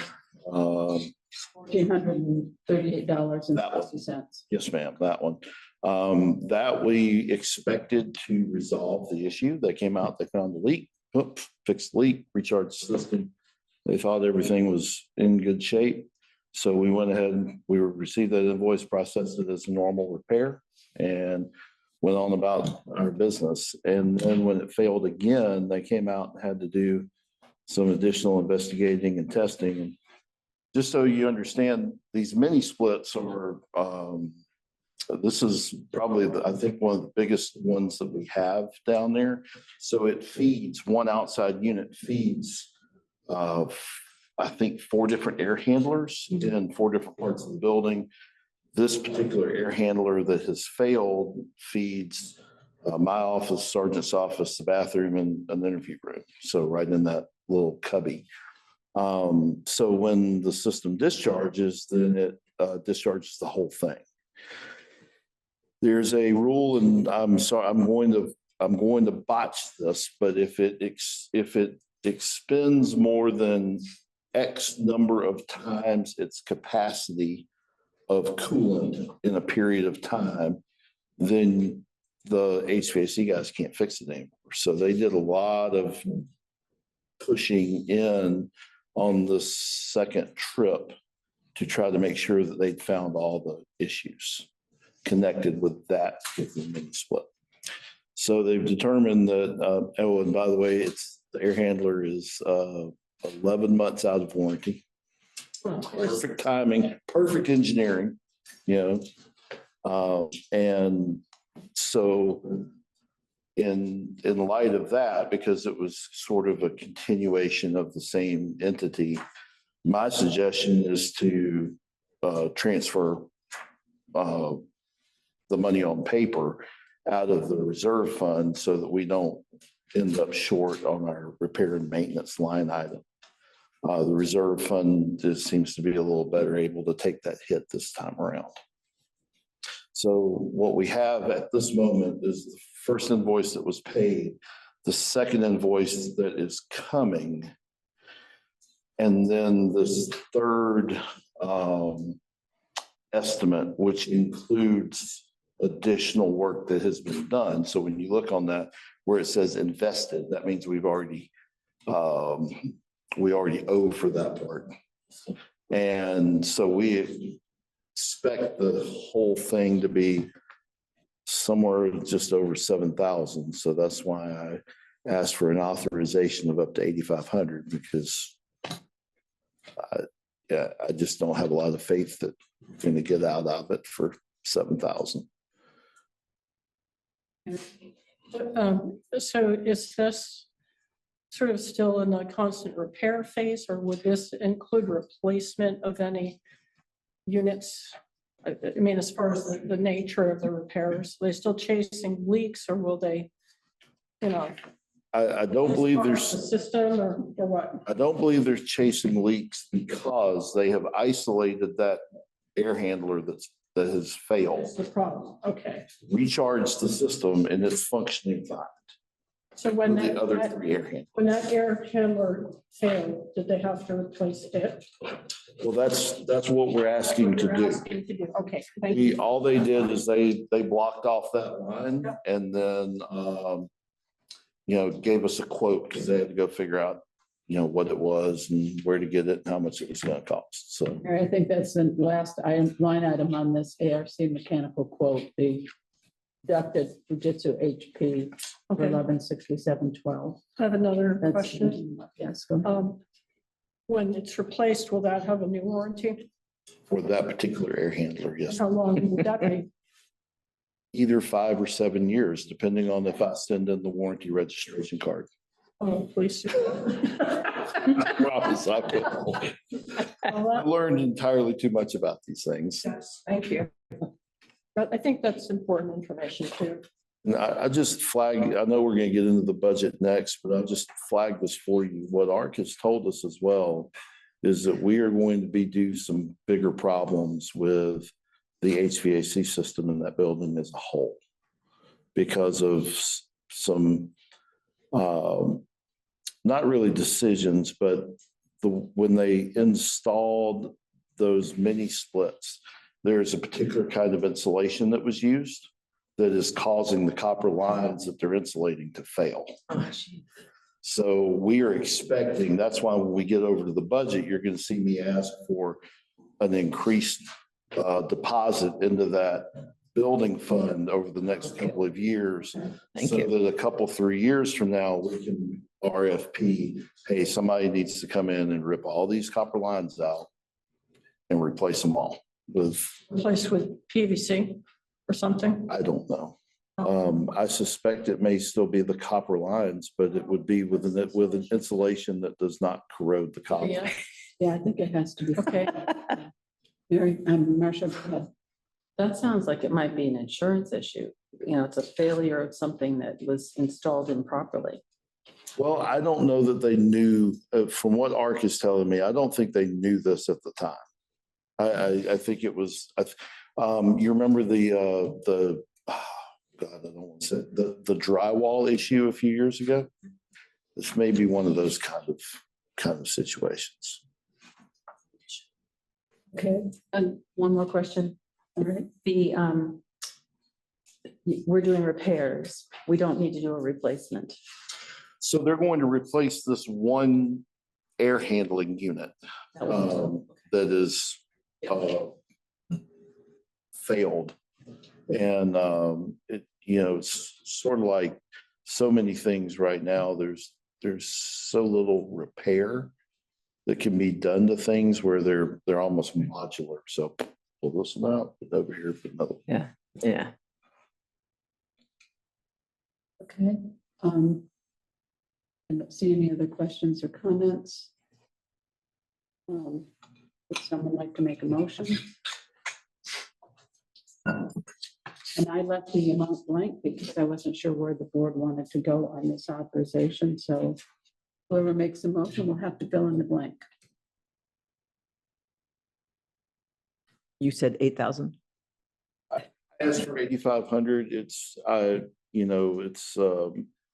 what they've estimated right now is $7,019, but I just added 1,500 onto it.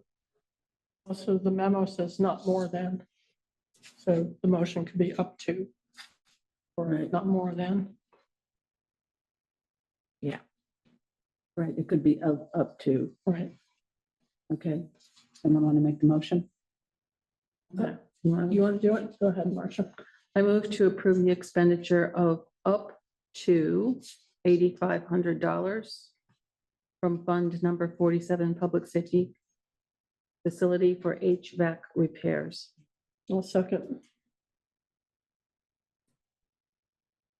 Okay. Right, if there are no questions or comments, Mary, how do you vote? I vote yes. Marcia, how do you vote? Yes. Priscilla? Yes. Roger? Yes. And I'm a no because I do not support this coming from the reserve fund.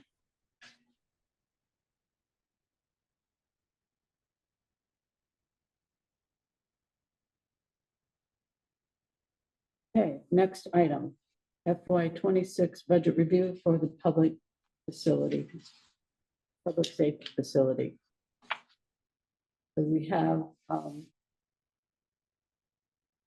FY 24, 25, and 26 budget numbers in front of us. Anyone have any questions on this?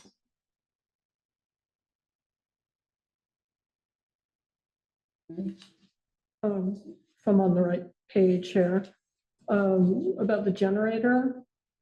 So additional fund requests for purchase of generator anticipated to be greater than $60,000. We have a.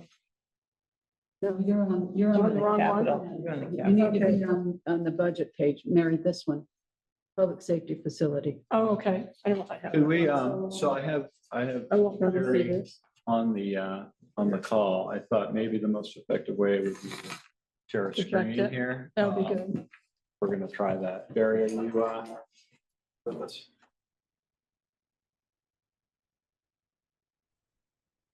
So I don't, I'm on my home computer because the sound didn't work on my work computer. Okay. So I didn't transfer. Yeah, understood. All right, so let me see if I can, unfortunately, if I do this, I can't see my screen, so. Do you want me to do it? Well, do you want to do it? Yeah. So I'm gonna make you a co-host. And then if you can go to the packet and share your screen. Yep. Okay, So Barry, I'm going to make you not a co-host then. Town manager giveth, the town manager. I just way. control everything here in my little virtual world.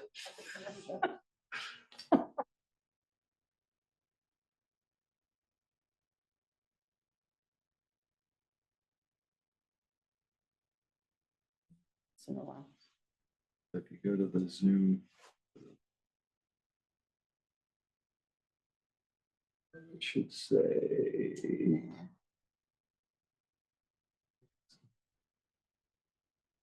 Share, that's what it is. In the green one, that's very bright. Yeah. So this should be your desktop. Oh, there we go. Okay, everybody see that? No. No, Sorry. I'll make it bigger for you. that would be great. Thank you. So I think Mary was, if I may, I think you were asking the right question there. Oh, how weird. So just again, to kind of refresh everyone's memory or those watching at home. So we are looking specifically at the three of the 5 departments that had come in with operational budgets that were over 6%. And this was just a chance for the board to look at those in more detail. If they had any specific questions, they could ask those.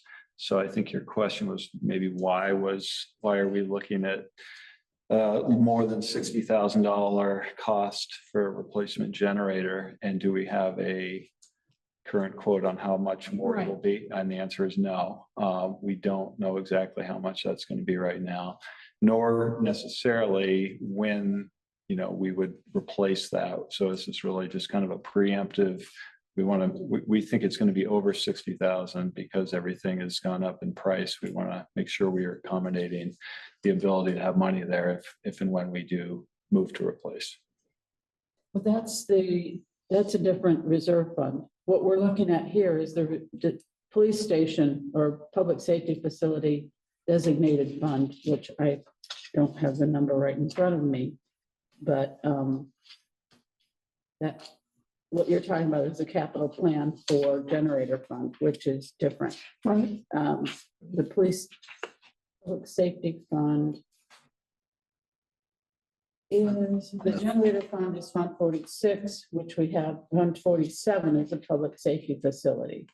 And if I understood you correctly, you're saying this $50,000, that's $15,000 that's here is going into the public safety facility fund for these future HVAC repairs that will be coming soon. Yes, ma'am. Okay. So I apologize for confusing people. You're right. So what we're looking at is year over year, just operating expenses. It says that the FY26 proposed budget is up by 21.64% over FY25. And these amounts don't look like huge increases per line item, but they do add up to over $8,000, which ends up being about 21.5% increase.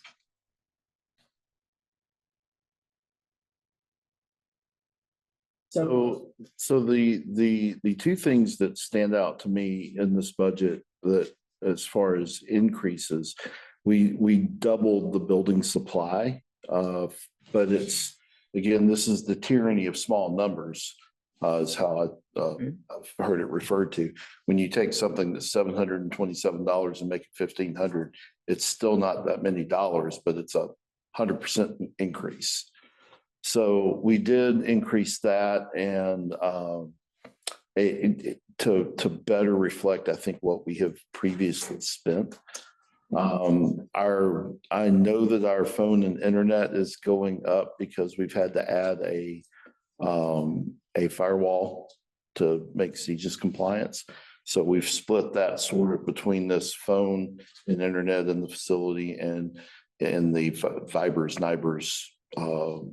fund over in the police budget to try to spread it out a bit.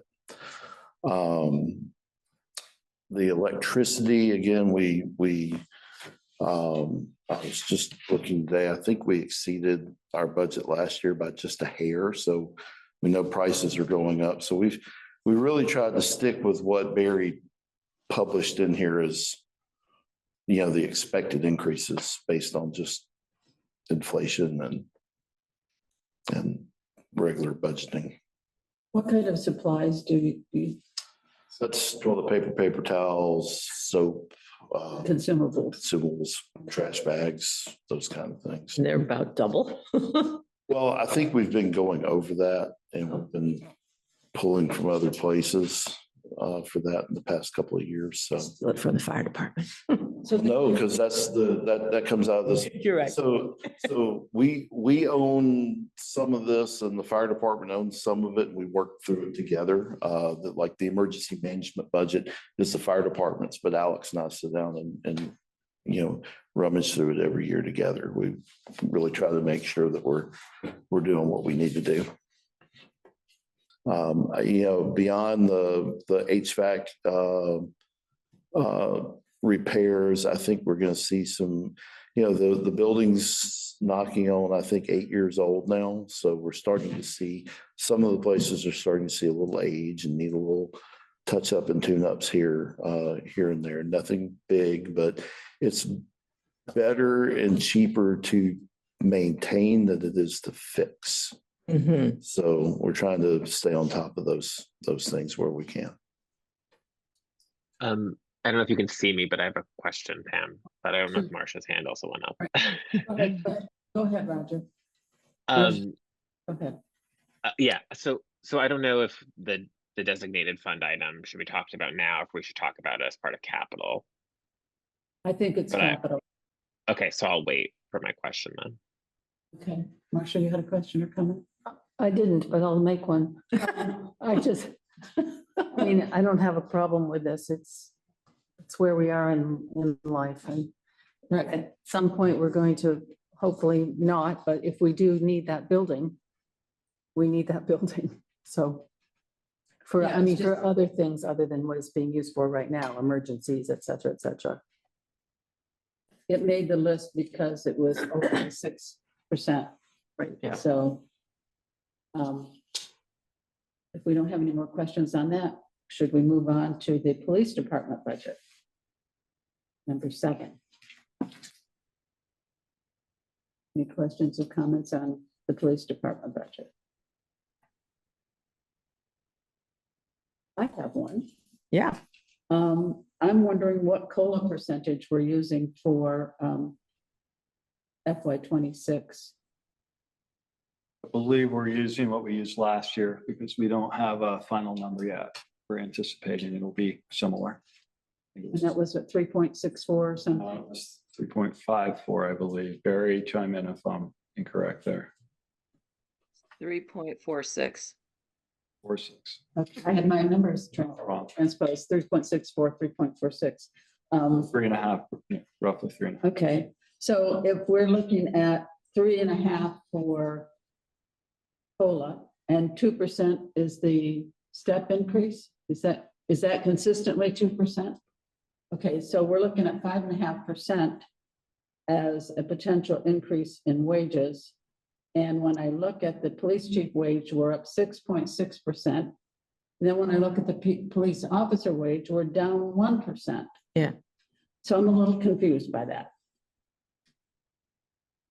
Well, And the administrative wage is up 8.9%.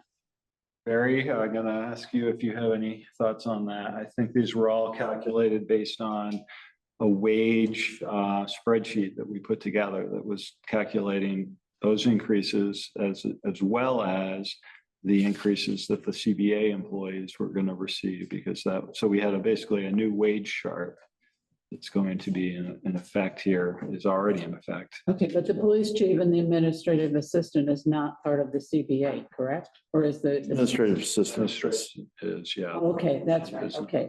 Yeah. All right. Excuse me, sorry, I can't raise my hand. The step increases are based on anniversary date. So the spreadsheet, Ashley is the staff accountant who does payroll. So she worked on this and we reviewed it together. She took the wages as they were and then built it out over the full year so that people's wages change with the step, not for the full 12 months. It depends on when their anniversary date is. If someone started in January, then sure, maybe it's for the 12, for 12 months, or, but it's all calculated based on reality, I guess. So I feel like if anything, the wages are closer to what the expenses actually are expected to be of anything, because we have solid numbers to build on. So, Does that make sense? Yes, but Barry, does the police officer wage also include unfilled positions? Does Yes. the police? Yes. Okay. So, And it assumes like the first step. So it assumes like a certified, I'm sorry, the chief can talk about this, a certified 2. It assumes a certified officer. It assumes whatever it was decided on by the department head of where that person would start, what the advertising was for. Yeah. Okay, I understand. Thank you. Yeah. So in that particular section, remember, there's a sergeant who's on a different pay scale or pay grade. And he makes almost as much as I do. And then your police officer. That's not true. You'd be surprised. And then the officer wage, because they are unfilled, which, by the way, I'm hopeful that we're making progress. Those are, we threw a dart right in the middle of the pay scale. So, the hope is, while yes, we can hire brand new people, send them to the academy. The hope is we find some people with some experience and time and grade, and that's going to demand a little higher start point. Okay. Right, and you budgeted for that, which is great. Yeah. Okay. The other question I had was on health insurance. I see health insurance costs going down 13.8% for the police department, but going up in other departments. So A lot, yeah. I was confused by that.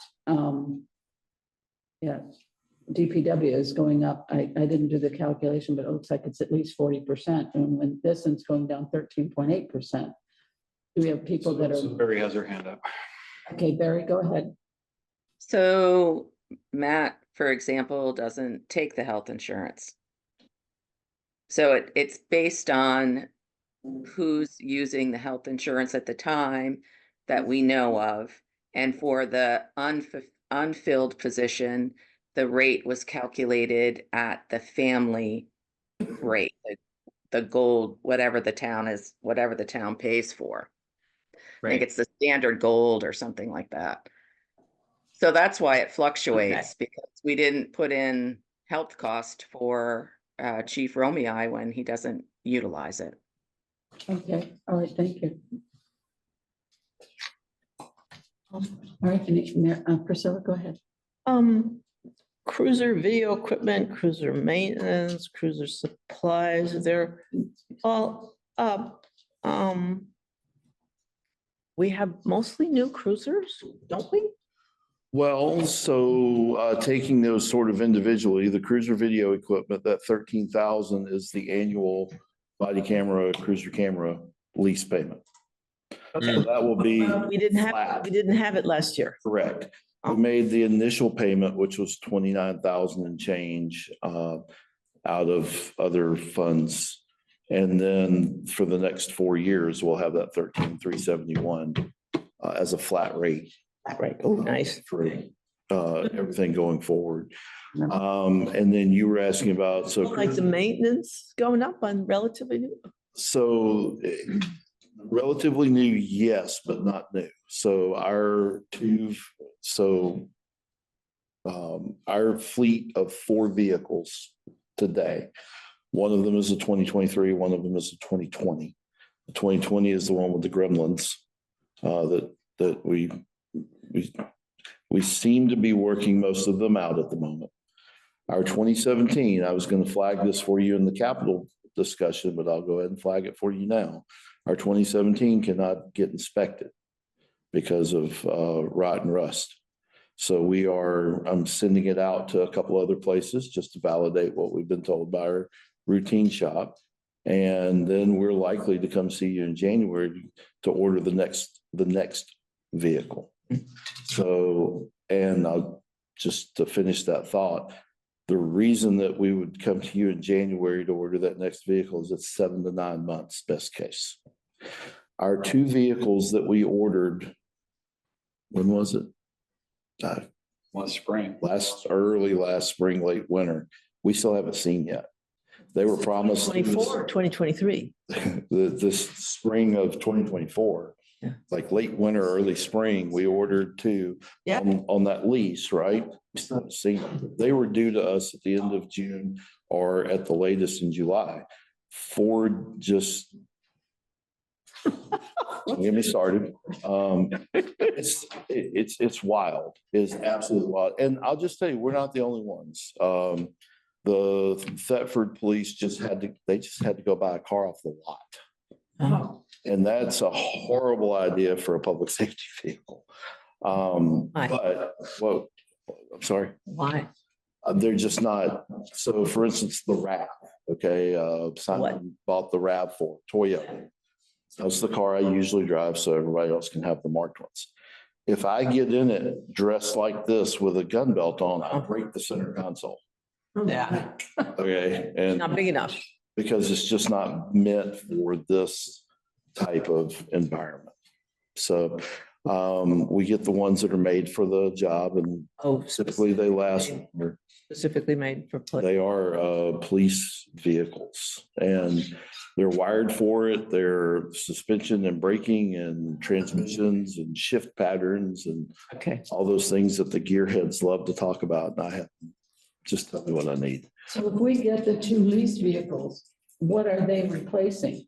They are replacing the 2013 that we sold earlier this year.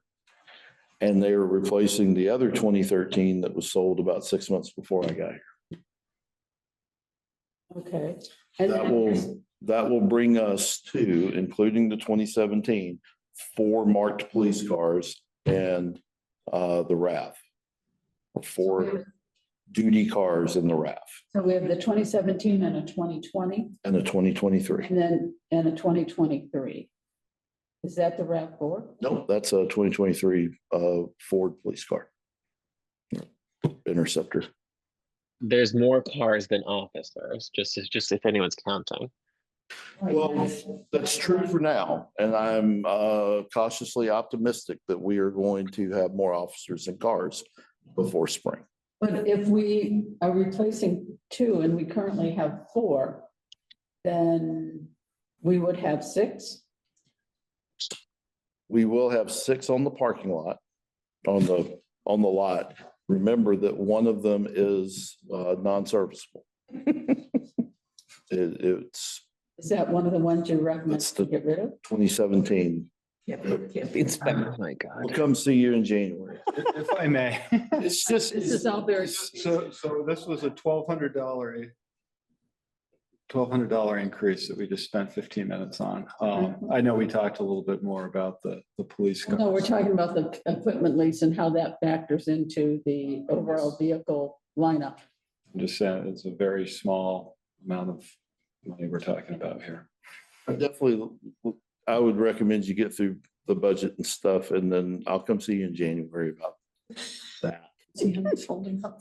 When I have a little better information on the 17. Well, let's hope we have the money to fund those. That will be important. Okay. Any other questions on this, or can we move on to Public Works? Public Works. I'm sorry, I got one. Okay, Priscilla has one. There's a new item, IT support. Did we just simply not have it? It's 11,500. We just didn't have it before? So, no, we didn't. And we did a lot of stuff in-house. And we have suffered in the past 6 months because of the new requirements that CJIS and the FBI and the state are putting on us for firewalls and information security and those things that we have to do. We went to CCI, who's the town contractor for the rest of the town. Everybody but the police department is in that. I don't know why. It's the way we've always done it. And we went to them and said, they came in, they looked at us, they are CJIS cleared, they do IT support for a dozen other police departments around, and that's sort of an annual number of what it would take for them to do ours. But if I may, we've been talking with them now for about 3 months about, I'm trying to immediately get them on board, because I think what Chief is finding there is this was all kind of protected police department computer systems that we have lost the person who had been doing that. And it makes a lot of sense to me to get CCI and to give them some support there with IT, which we all run on daily. So we are actually looking right now in the fiscal year 24 budget of how can we find some money that we could put in so that we could get them on before July 1st, because I think it is pretty critical that they have some IT support for their functions. But yes, as Chief said, that 11.5 would be kind of annualizing what we would expect to be paying to include the police department. And we would keep them at this point as a standalone kind of contract under the umbrella of the town. You just answered my question. Was it going to be an amendment or a separate contract? No, it'll be separated, but it'll be kind of, as I said, kind of under the town's contract. So it's less expensive for us than if it was just a new entity that came on and wanted to hire CCI. Okay. All right. I noticed that training and dues has more than doubled. Is there an explanation for that? Yeah, so it's expensive to send people anywhere to do anything. I didn't even go to the IACB convention this year, and that was the closest that it will ever get to here. It was in Boston. The reason I didn't go is dang hotel rooms for $540 a night. I just couldn't do it. So I would like to go to IACP next year. It's important. It's excellent training.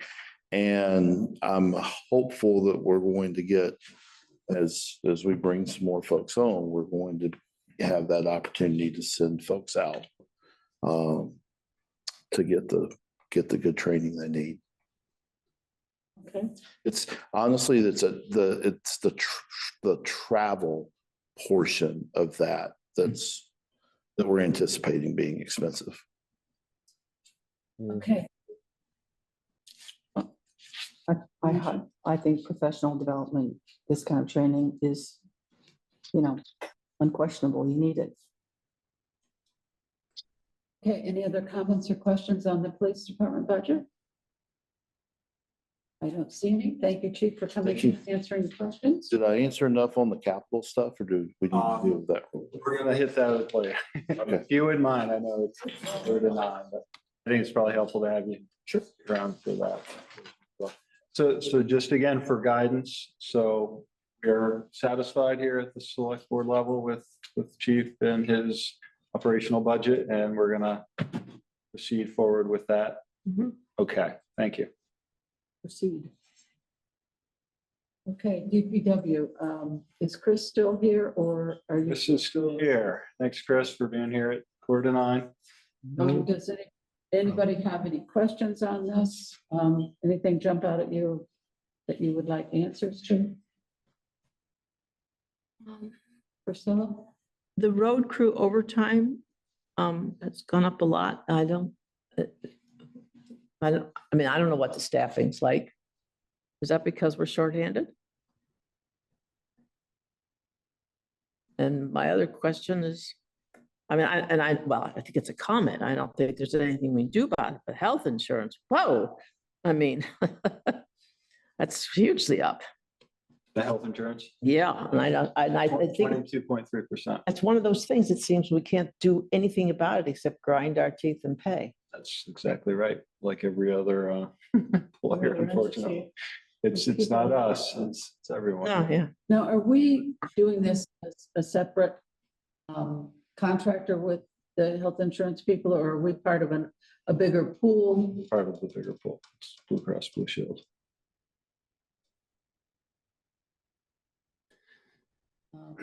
I will say that you know, it's the percentage, the contribution dwindles each year, right?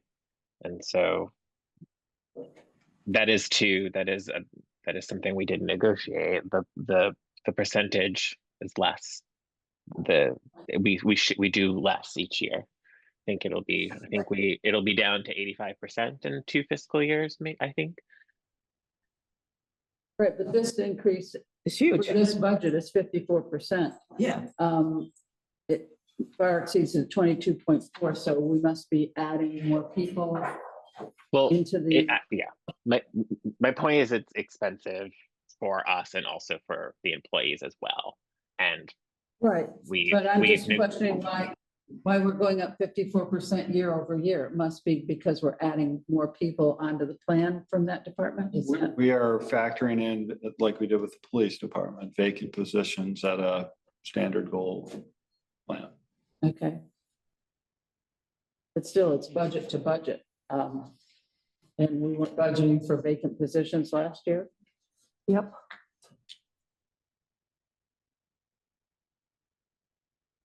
I did have some other questions. I see plowing and sanding where this year we're budgeting 65,000. We know it's going to be more than that. And then next year we're budgeting 108,000. And my question is, when do we get to the point where we're back to our crew doing the plowing and not having to contract out plowing and sanding services? What's the timeline? Well, I'll answer that question there. So when I came on board here, we've always had a contractor plowing for the town of Norwich, especially on the far end of town. When I came here, we were expending over $20,000 a year for assistance with a full crew. Since that time, we haven't had a full crew.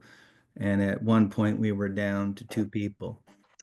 Since that time, we've been slowly building a crew back.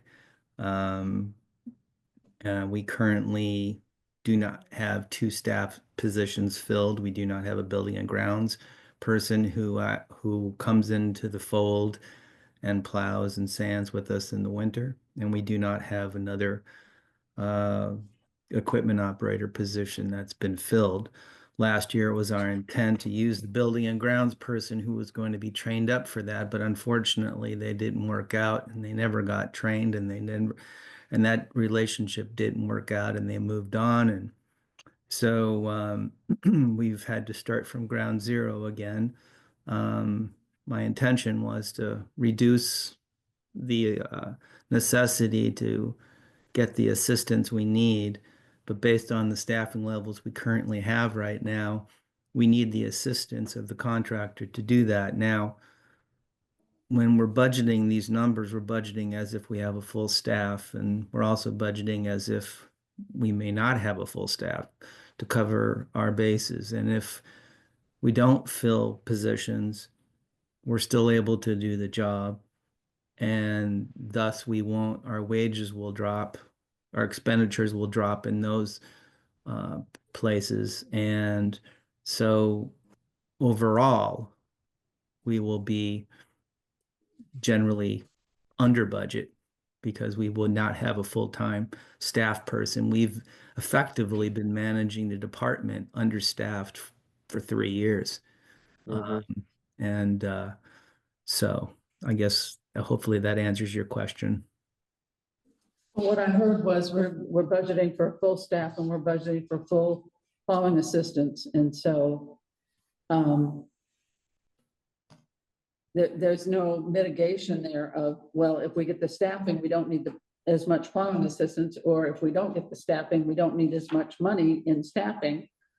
So it just doesn't seem to make a lot of sense to me. Well, I think that's because historically there's been a problem if we don't have the staffing, and then we come back and we say we didn't, we assumed we were going to have full staff, and we haven't been at full staff for 3 years. Then we're going to have to come back and ask for more money because we won't have the money in the budget to do that. But we're not going to spend both pots of money. Either one's going to be expended or the other. It just depends if we were able to fulfill that position or not. I can tell you right now, it's very difficult. All towns are struggling to find people, and they've been poaching each other's people for the last few years, and it's extremely difficult. But I think we've been doing a commendable job with the existing staff we have, and they've been gaining the experience, and they're getting more proficient as time goes on. I did. To my point, if we should budget for one or the other. And if we don't have as much staff, then we have money left over to pay the plowing. If we have the plowing money, then we should budget less for staff. I just don't see us having 200% pots of money for both contingencies. Roger, go ahead. I mean, I hear that point, but I think ultimately I think that budget reflects high quality services, right? I mean, as I literally as I slipped and fell on the road on my own driveway that I did not take care of, a plow truck went by to sand the roads, right? So like the point is, I think we're well taken care of, even in moments. I did not expect them to be out today, but they were, and I think you wouldn't find them out today in most towns. So I think there's that quality question that is always sort of, untested, that we have this budget because this is what is presumed to be wanted in our town. And so if we want to take on that thorny question, then you could start to cut. Well, I guess what I'm saying is when you budget for staffing, you budget for all of the taxes, you budget for all of the benefits.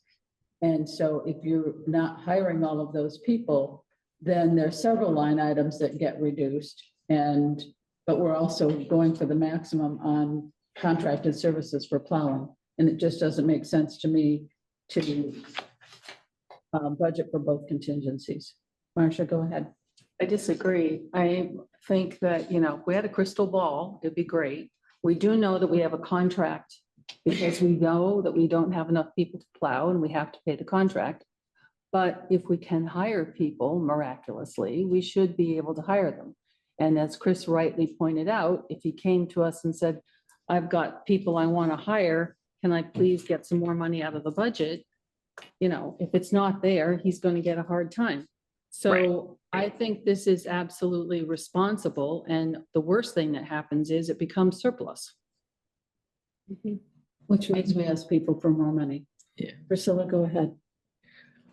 I think what we do is we get a contract every year for the plowing and sanding. So even if, and this year we were locked in for 65,000. So we're estimating it's 100, might be 108 next year. So if we have the contract and then we also hire the people, I think we're stuck with the contract, right? Yeah. Well, if I may. Yeah. So what we did last year, or this coming year, is we had a 1-year contract. We looked at going out 3 years because we were trying to save us money. Thought we were going to stick with 1 year. So if we're fully staffed with highly trained, experienced operators, and we can take on more of that in-house plowing, we will do that, and we'll have a lower cost on the contract that we have for next year. But again, we can't predict that. I think I would agree that what Chris is proposing here makes sense in that we have coverage for either of those contingencies, and we go forward with that. That would be why we're presenting this the way we are. Another thing, which is sort of, new. We have down here tree cutting and removal. And yet we have this note from the Emerald Ash Board people telling us that they want $25,000 in this current fiscal year, which of course isn't budgeted. And they want $135,000 in fiscal 26. And, here we have a DPW budget was thinking 12. I don't know how we balance those two things out, or maybe maybe we create a whole separate, I don't know where. So who's doing the cutting? Chris, let me, Go ahead. okay. So to be clear, this is the operational budget for the Department of Public Works, and that amount is built in there for emergency clearing of trees throughout the year by DPW staff, or if they had to hire somebody, there's a major storm, there's trees in the roadways, they got to get them cleared out quickly. The Emerald Ash Borer has a designated fund. And to me, that would be what we would fund in order to kind of capitalize their request again, without having seen that or discussed it publicly. I think we should wait till the next meeting for that one. But that in my mind would be separated out from the operations of the DPW. And they have $12,000 in the Emerald Ash Borer Fund. Okay, So, okay. and for future, Brendan's just now getting this information from them, so there hasn't been any opportunity to work that into the budget yet. So No, I know that. it's coming. Okay, I just had one other comment that I noted on this budget, and that was for buildings and grounds. Health insurance went up by 117%, but wages only went up 4.8. Again, maybe this is anticipating that a second person would want the health benefits that they don't. We had someone who wasn't taking the health benefits, and now we're anticipating the next person might want them. Is that, am I reading that correctly? Barry, do you want to weigh in on that one? I'm not sure I know the answer. It's a vacant position. So I'm not sure what, I know what one person has, but the person that left, I'm not sure what they had. I think one was a family and one was one was just a single person. Yeah. So this would consider two family people. Okay. Yeah. Because the unfilled position is unknown, so it was budgeted higher to cover, if it was a family versus a single person, because it makes a big difference. Okay, all right, that answers my question. Thank you. Can I, one other question, if I may? Sure.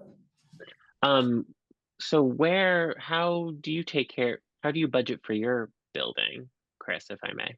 Is there a line in here that is there a line that my eye hasn't caught, or is that completely capital? Yeah, so highway garage, so repairs and, so I remember this board has had several conversations about like the infrastructure, the repairs, the generator, like we've sort of talked about, I guess, where are we on the building? Are we meeting its needs? I assume we are if it's not budgeted, but I do feel compelled to ask. Yeah, well, thanks, Roger. This is an operation budget, so it goes year to year. And this is kind of what I estimate to do, what we need to do to just keep the building operating as is, and to tackle anything that comes up that we need to kind of address. In terms of longer term, bigger issues, you'll see that in the capital budget, which will reflect kind of what we want to start preparing ourselves for in terms of getting an architect engineer on board to deal with an external structure and widening the front doors and things like that. But that's a sort of a plan and a preparation thing we have to think about. So. Okay, that's great. Mm-hmm. Okay, Priscilla. I'm just fascinated that maybe there's a reason that I'm just not seeing that for the highway garage itself, the electricity, the propane, and the telephone are all down a whole lot. I mean, what happened? What do we think is going to happen? Better accounting by Barry. Yes, better accounting, because we found over the years that some of these things were kind of convoluted, and so we were able to peel them apart a little better and get more close to what reflective numbers. So it's how the total bill is allocated across all the departments. Okay. So they're allocating differently now based on some research. Thank you. Okay, I think that covers the DPW budget. All the questions, right? Any further questions? All right. So I will ask again. So we are as a board ready to move forward with the DPW budget as it has been presented. Yes. Okay, thank you. All right, then we're looking at the capital budget, and You've all seen my questions and my additional questions. So I'll ask if the board members have any questions. Move it, Matt. To the capital. Oh, sorry. That's it. Can you, the pretty color pages, Marcia? No, I know that. The questions that you referred to, those should be in the next packet. Yeah, but we're discussing it tonight, and I just wonder why we're starting with an FY 22 ending balance, and we don't have anything for FY 23, and then we jumped to FY 24, and then we can't figure out how we got to the ending balance for FY 24. It's all magic. So Barry has her hand up, and I'm quite sure it's not magic. Okay. Barry, go ahead. Thank you, Marcia, for taking on sharing the document. My pleasure. So when I first sent the memo to the board, one of the questions was, is everyone in agreement that the capital budget that was worked with, that Joyce created last year, were we all good to continue with that? So the focus really has not been on the document she created and keeping a running tally. For the purposes of the budget, it was to look at what was set for 2026. And so those, that's why it looks this way, because it's quite wide. So it just, wanted to show a few range of years, but really the focus is the numbers that were in that budget for 2026. And the reason that these are here is because these, I don't know, what is there, 5 of them? We're asking for more money than what was in that original budget. So this isn't a running tally of where that fund stands. I mean, the fund balance report would tell you what was in that fund at this current moment. And fund balance reports could be run, in greater detail to show expenditures. But this is really just focusing on the plan that was created and continuing with that plan. Okay. I'm struggling to follow the numbers though, across the page. Yeah, I wouldn't even try to, you're not going to be able to follow the numbers across the page because the focus is on the 2026. So, Why okay. didn't we just have 2026 and not confuse me?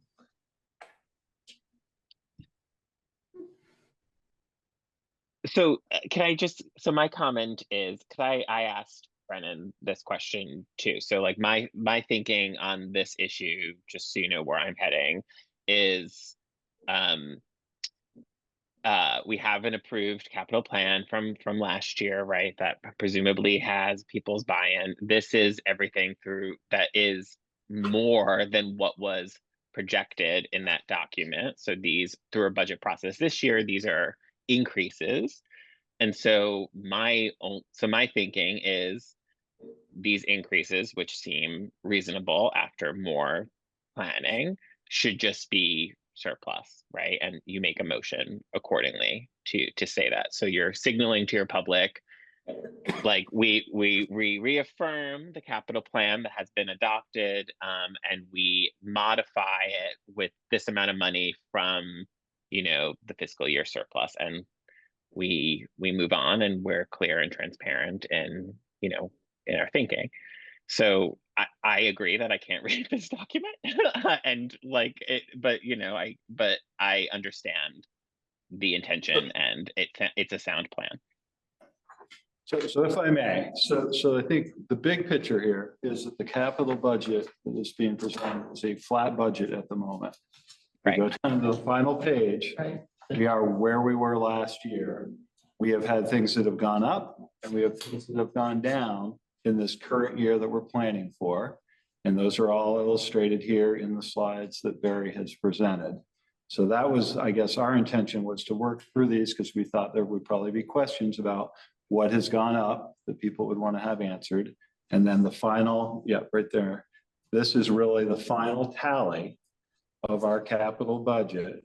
And we're looking at a slight decrease even from where we were last Oh. year. Okay, And so then- so what I just said was wrong then, Brennan. Well, you were using the word surplus and I was confused as to what you were talking about there. So Oh, so this is the same, this projections are the same as before. At the bottom Well- line is the same.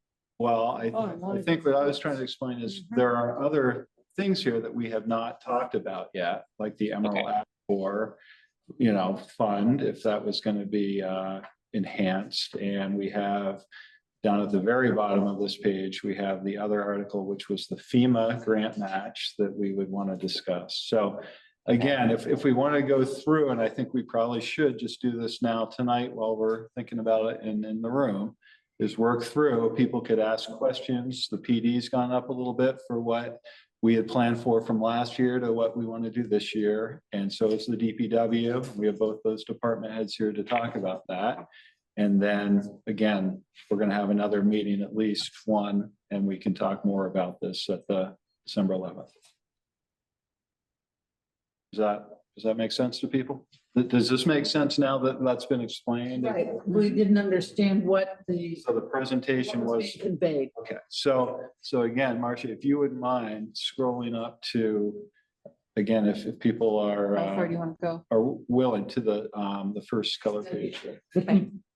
Oh, We could just hopefully work through these fairly quickly and ask any questions that there are. And then the bottom line, as I said, is we are actually below where we had budgeted for capital last year. and these are the only departments that are asking for reserve funds. No, these are changes that have increased from what they were last year in the plan to what we are looking at budgeting for fiscal year. The next fiscal year. So in order to make it flat, did something else was. Yep. So Something this went from up, but down. then something else was taken away. Correct. Tennis So courts through the went chart, from you can see that. 75,000 to 10,000. Okay, It's up and down. the final page has kind of the best tally of what's gone up and what's gone down. so is that, so my question to you then, I'm sorry, and I'll step back after this, Pam, is that what we should be doing, or is that okay. So this is based on our department heads' hard work, right? We all sat down, Yeah. we looked at operations, we looked at capital. This is what we are proposing for the plan for this coming year. I guess, is it right or wrong? I don't know. And this is the best work that we've been able to do to present to the board. But Can we're only not do- taking, from something in order to advance the other goal, is my question. No, because these have been, again, vetted by the department heads and come up with this amount of money that might have been budgeted last year is not going to be budgeted for the coming year. Why do we say less fund 12 and less fund 45? We are going to fund $5,000 for the town clerk's record restoration and 40,000 for the reappraisal fund, right? That's just for the accounting of how this is produced on the spreadsheet. So really, this 1,008,975 needs to be increased by 45,000. Because that 45,000 is being requested for reserve funds. Yeah. Barry, do you want to weigh in on your spreadsheet? We're only looking, we were isolating capital. Yeah. So 12 and 45 historically have been budgeted the same amount right along. So we're trying to isolate the capital components. Yeah, that's a nuance that that's an accounting nuance, but for us, it's a reserve fund request and. Well, if I may, what we're talking about today is the capital, right? So I think this is accurate in that these funds that are being shown here have the capital budget for the town. And then there are other designated funds that are non-capital that we would look at as well. But for right now, this is, again, Barry's effort to pull together operational separately, capital separately for this meeting. So is this saying that we're going to put another $150,000 into Fund 54 for culverts and 10,000 into the roadway and pedestrian safety? Is that, Yes, am I reading that correctly? yes. Okay. I mean, it sounds like basically what's happened is we are not funding tennis courts. We're not funding tennis courts in order to make up for all of these increases in other areas. Is that safe to say? That was not intentional, no. Roger, there was a request for us to put more money in last year because of some matching grant fund that we had to come up with the matching funds. But now we're going back to the annual maintenance amount that is needed for the tennis courts. That's my recollection of what was done last year. Okay, I don't understand what's being demonstrated to us. I'll just say that. I don't get it. I'm sorry. I'm a smart person. Can we go back to the top? Barry, maybe you could call, or Pam, you could call him Barry. She might be able to. Okay, so we're talking about Fund 46, the generator fund. The other thing that was kind of hard to follow was that these explanation in the middle were kind of truncated. So it's hard to really understand that debate, but we're on Fund 46, generator funds. Barry, you want to give us your explanation of this fund? Yeah, I just wanted to reiterate that the funds that you're looking at are the funds where the department heads in the budget process for fiscal year 26 asked for more money than what was in the capital budget plan. So that's why they're being brought to your attention.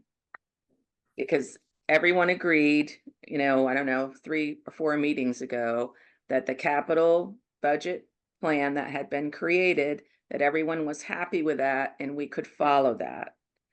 However, these are diversions from that because the department heads are asking for more money. So that's why we're bringing these to your attention. If you look at the overall comparison of the capital budget for fiscal year 26 requests over fiscal year 25, there's hardly any difference, but there's a difference in these particular funds. They're asking for more money than what was in the plan. So that's all this is trying to demonstrate. Okay, so I see fiscal year 26, $10,000, but if I look at the summary sheet at the end, the generator fund is looking for $30,000, which is not reflected here on this spreadsheet with the colors. So that's really $30,000 that's being requested for that, not 10. That's what it says in the line underneath the little green box. What's the 60,000? That's the estimated cost of replacing the generator here at Tracy Hall. So it says right at the bottom line, may need replacement in a few years, generator at Norwich Town Office. But it might be more is what it says, anticipated to be greater than that, Could we have Barry just walk us through this? like the colored parts. Yeah. The color parts don't make any sense. Well, that's why I think maybe Barry could help us. Can I ask one question? Yes. So while these particular line items are different than they were presented last year, the ones that are the color charts, ultimately the bottom line of the capital expenses this year are less than what they were last year. Yes. But they're not as low as they were projected the overall, right? Correct. Okay, so with that said, I am so more than good. Like this is like, like this fine. is Yeah. like this is so fine. Like I like whoa. Agreed. Yeah. So it's just allocating the money differently. Yes. Shuffling it around. It's about the same amount of money, it's just going into different pots because of the changes that have been projected. This is just being transparent, so the board. Yes. I think we should move on. to Check, this move on. personally. This is great work. Okay. This is great work. Thank you. Thank you. Thank you to Barry and our department heads who spent a lot of time on this, actually. Thank you, Barry. Yes, it's great. So Very clear. I would like to talk about one more thing here. Okay, All right. I think we need to go down a little further. down further. Oh, down going up. further. Yeah, so this is the other monetary considerations, and I mentioned in, I think, two meetings ago, that there were a couple different things here that we want to plan for, okay? The one we're talking about tonight is this matching funds for the FEMA grants that we're anticipating in fiscal year 26. And that was the culverts. Hemlock Road and the culverts. Yeah. So as I mentioned at the last meeting, we got really good news that our required match is a whole lot less than what we were thinking it was going to be. We're now looking at basically $52,000. It's going to leverage, I don't know, $2.6 million. So a good deal for the town. We have this operational performance and development fund that is in its purpose, meeting grant match requirements as needed. And I think that has $87,000 in it right now. So the suggestion would be that we plan to take that $52,000 out of that fund.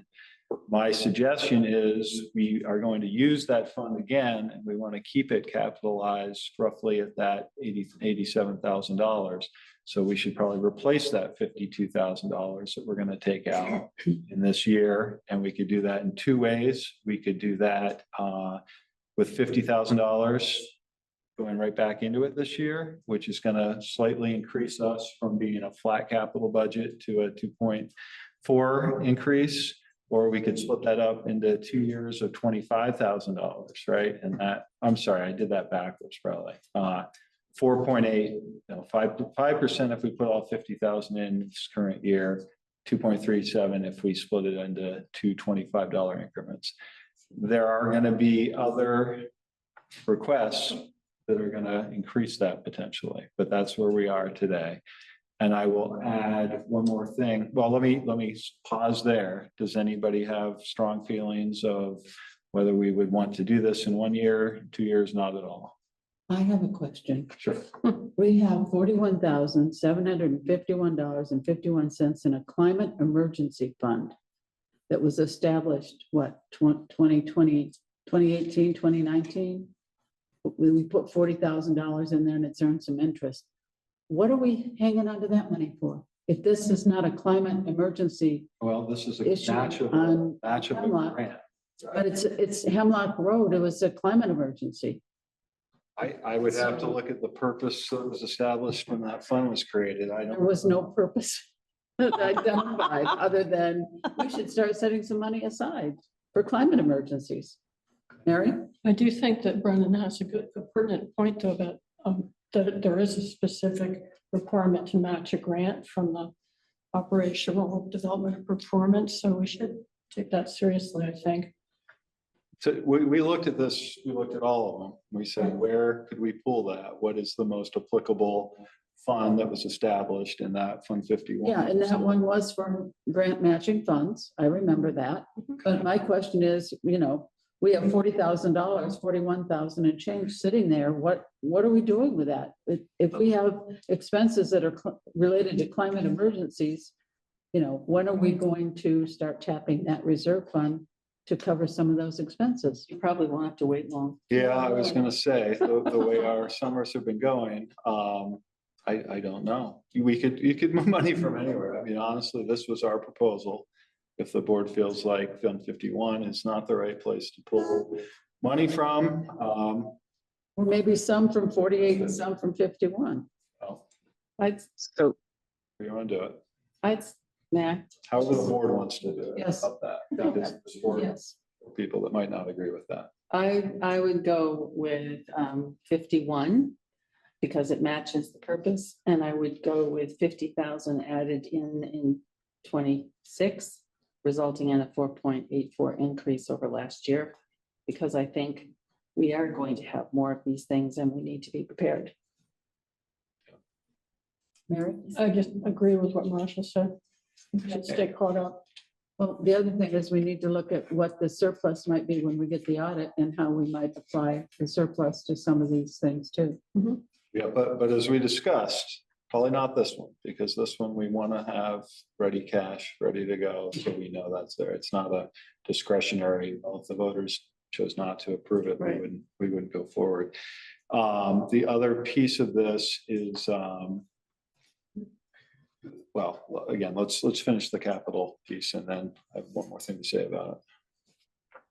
So. Any other comments or questions? Should we At this hold? point? Oh, I mean, on the added- I'll just add that I agree with Marcia and Mary, so thus it's done. Okay. And I will just add, and I think we have a majority there, but we also now have a planning director. And that will mean that we may have some capacity to start going after some of these other grants and leveraging outside funds. And we really haven't been able to do that over the last 2 years. So I think keeping that fund fully stocked with grant match is gonna long-term benefit the town. Okay, I don't disagree with that. Okay, so the other piece of this, and I this isn't capital budget, but this is going to be related, and that might be worth bringing up now just to think about. So we're also going to have reimbursement requirements for the work that's going to get done for those two projects. And I have confirmed, Chris has confirmed with the state that these are reimbursed expenses, which means that we're going to have to go through a state process. The state gets the FEMA obligated funds, doles it out to the towns as it's expended, but it's not like a 2-minute turnaround. It's not, there's going to be weeks, potentially months based on volume that we're going to need to have some ready cash. So Barry and I, in consideration of this, thought, and Chris as well, thought that we currently have, I think it's over $2 million that have been invested into the CDs, which we did last fall. Cheryl brought that to the board and it was approved. I think that we should divest some of that funding, and it might be an even $1 million. I think seems like a reasonable amount to have in a more liquid form so that we could pay for the reimbursements. And then we could obviously accounting wise track the monies that are there, what goes out, what gets reimbursed back in. We're not losing money in the process. It's all getting reimbursed, but it allows us the flexibility to pay invoices on time. And this is what I was saying at an earlier meeting, is that we pay up front and then we apply to get reimbursed. That's been confirmed. Yeah. That's always been the way it works. So that's nothing we have to do tonight, but if people are kind of nodding that makes sense. I will ask when these CDs come up for renewal. I think it's December, but I think they just did, and then they re-up for another 3 months automatically. So we're not looking at having to tap this for another 6 months, maybe further out, but. Right. When the treasurer's back in town, I will ask when the CD comes up for renewal.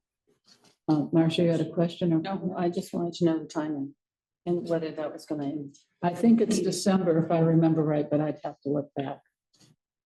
Okay, any other comments on item number 9, or can we move on to 10?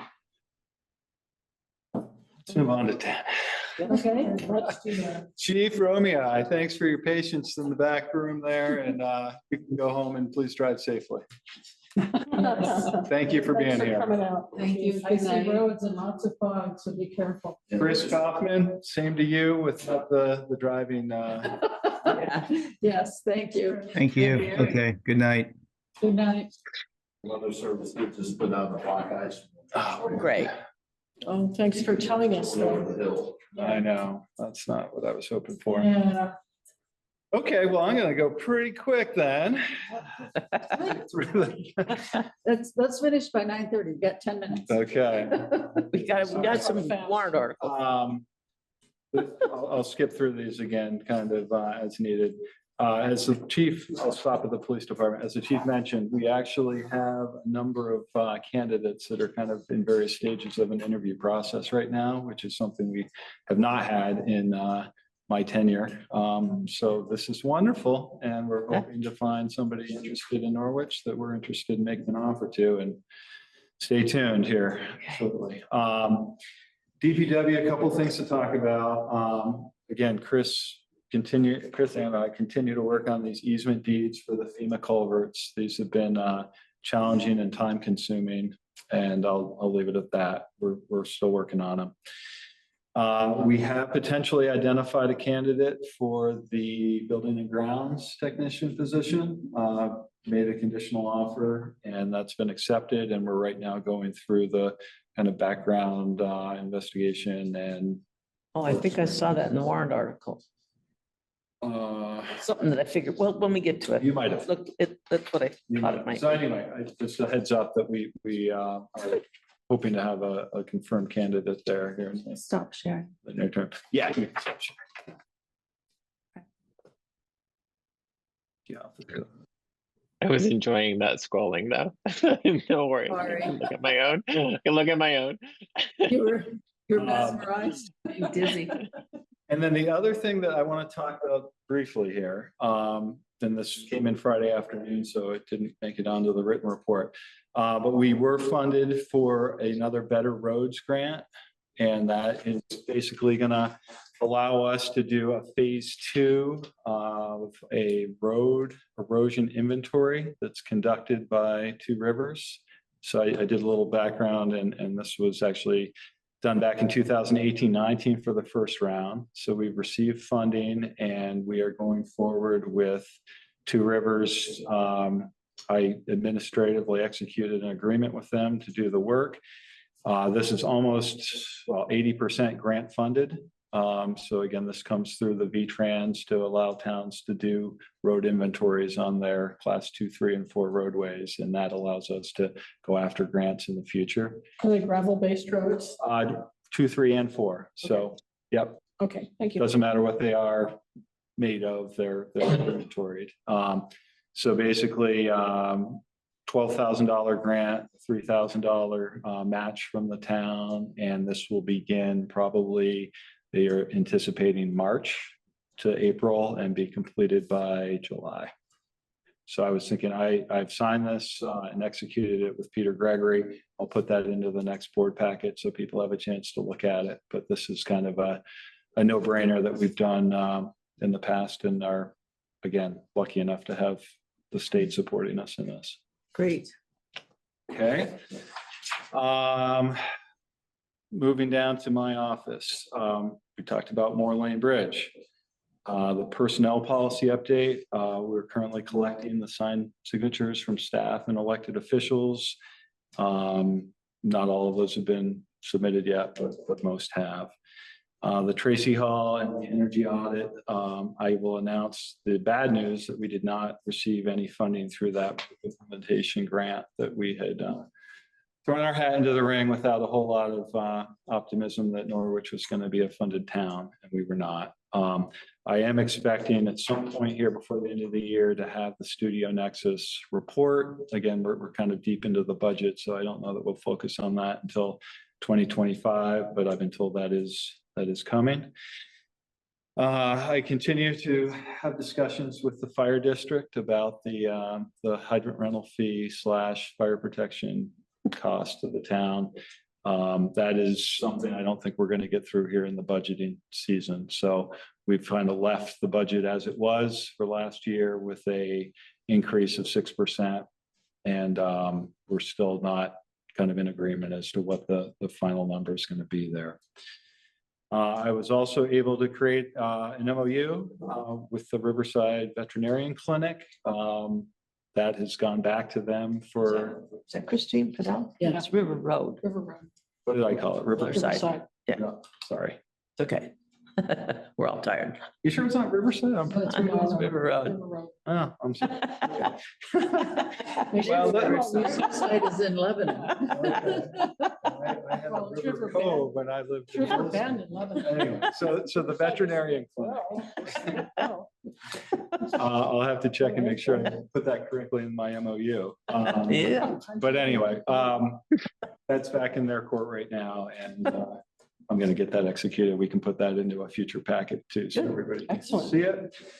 Another kind of unfortunate situation. We are currently in a billing dispute with Windstream Enterprises, and you're all familiar with the story where Yep. we suddenly received a $3,000 upcharge, and we have been sent to collections. I haven't received anything formally from a collections agency, but I've had an initial conversation with one of the gentlemen there. I've told them our position is this is unacceptable, that we've been billed. We canceled it as soon as we could, and we don't believe we owe them any back fees here, but that's ongoing. I actually have sent a letter to the State Attorney General's office kind of explaining our position and wondering if there's any support that they could provide the town. So Good idea. I haven't heard. Certainly, they should be aware of companies jacking up their prices like that. Yeah. I think so, yeah. Well. And then just kind of on the HR side, we're in our open enrollment for our healthcare for next year. And those are, I think we received most of those back last week. And as we've just discussed, our budget process is well underway. So we have two meetings into, 2 more to go, hopefully. And I hope people are feeling that we're providing good information so far. Absolutely. All right, that's it. That was. Wait. All right, sorry. One All more right, thing. so, one question from Priscilla. Okay. Solicitation for open positions continues. I'm hoping that's like for, I mean, I refuse to do it, but I'm grateful for somebody to take the notes at the select board meeting. That, I was thinking more of the police and the DPW. Right, those are more important. I mean, as long as you guys are willing to do it. I mean, Well, I If couldn't there do was it. some magic wand, you know. but Let's talk about that at Another time, right? No, we have We got 3 minutes. We want to finish up. the solicitations. Okay, moving on to number 11.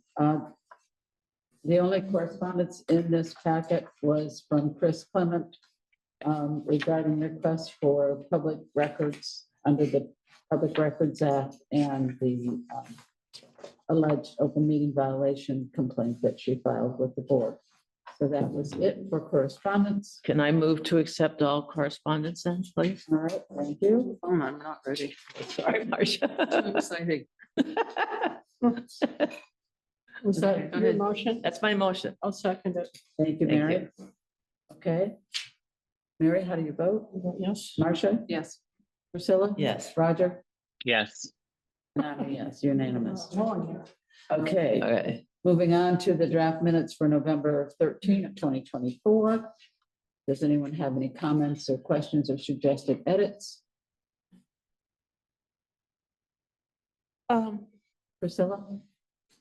On page 2, at the very bottom, item 10, it says the town, about the Hemlock Road culverts expense, the town should expect to pay 2.3%? Is that really what the percent? I thought FEMA was gonna pay 90, the state was gonna pay 5, and we were gonna pay 5. So how do you get to No, 2.3? it's lower now. It's lower. Yeah. Awesome. 91, and then, yeah, we're paying 2%. 2 point, it says 2.3. Okay, Go with that. okay, yes, thank you. All right. I don't see any other comments or questions, so I would entertain a motion. I move to approve the November 13th, 2024 minutes. Okay, is there a second? I'll second. Thank you. Losing my voice here. Mary, how do you vote? Yes. Marcia? Yes. Priscilla? Yes. Roger? Yes. And I'm a yes, unanimous. Okay. All right, moving on to the AP warrants. We have 3 of them tonight. Okay. So Priscilla? On the first one there, on the second page, Burgess Laws and Prevention says investigation services. It's $2,220. I'm assuming that's the background check, yeah, that we're talking about. Yeah, okay. Okay, all right, any other questions? Seeing none, I will entertain a motion. I move to approve AP warrant 1202 in the amount of $109,972.51 to be paid from the general fund. No, I'll second that. All right. Mary, how do you vote? Vote yes. Priscilla? Yes. Marcia? Yes. Roger? Yes. And I'm a yes. All right, moving on to the next warrant. It's a cute little one. Should I move that one? Sure. I move to approve AP warrant number 1201 in the amount of $124.66 to be paid from the general fund. Second. Okay. All right, Mary, how do you vote? I vote yes. Marcia? Yes. Priscilla? Yes. Roger? Yes. And I'm a yes. Unanimous. Okay. And then the last warrant? Love the name Handcuff Warehouse, but. It's, Shall I move that one? yeah, it's accessories for the. I know. For the cruisers. All right, go ahead, Mary. I move to approve AP warrant number 1203 and the amount of $856.91 to be paid from fund number 11, Police Cruiser Fund. Okay. I'll second that. All right. All right, Mary, how do you vote? I vote yes. Marcia? Yes. Priscilla? Yes. Roger? Yes. And I'm a yes, unanimous. Okay. All right, I've signed all of these. I will pass them down. Okay. So that's.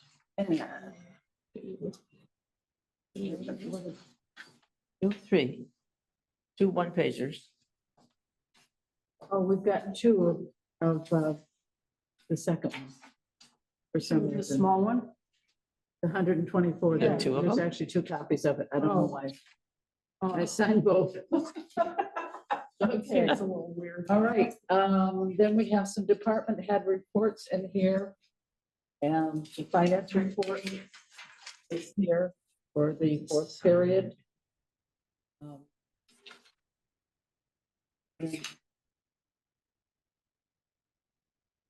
I would just like to say that I found the first part of the report very informative, but the second part, which is the talks about the activity in the reserve funds, was a little confusing and not very informative. And then the last page was the summary report for all of the reserve funds, which is very informative. We have a report from the police chief, we have a report from the fire chief, we have a report from rec department, and from our shared energy coordinator. Is that any of this? Comments? So I just want to say that I have noticed, and I appreciate that the fire department's report seems to have moved more of a focus on their operations and less as sort of important information to know about fire safety, right? So, and I like that personally. So thank you. If my feedback was received, I appreciate it. Yeah, and their numbers from the Halloween open house was pretty impressive. Okay, that is everything for the department reports. Let me just double check my. Okay, that was the last thing. So we're ready for a motion to adjourn. Well, I move to adjourn the meeting. I'll submit. Okay. Mary, how do you vote? Vote yes. Marcia? Yes. Priscilla? Yes. Roger? Yes. And I am a yes, and we are adjourned at 9:34 p.m. Thank you.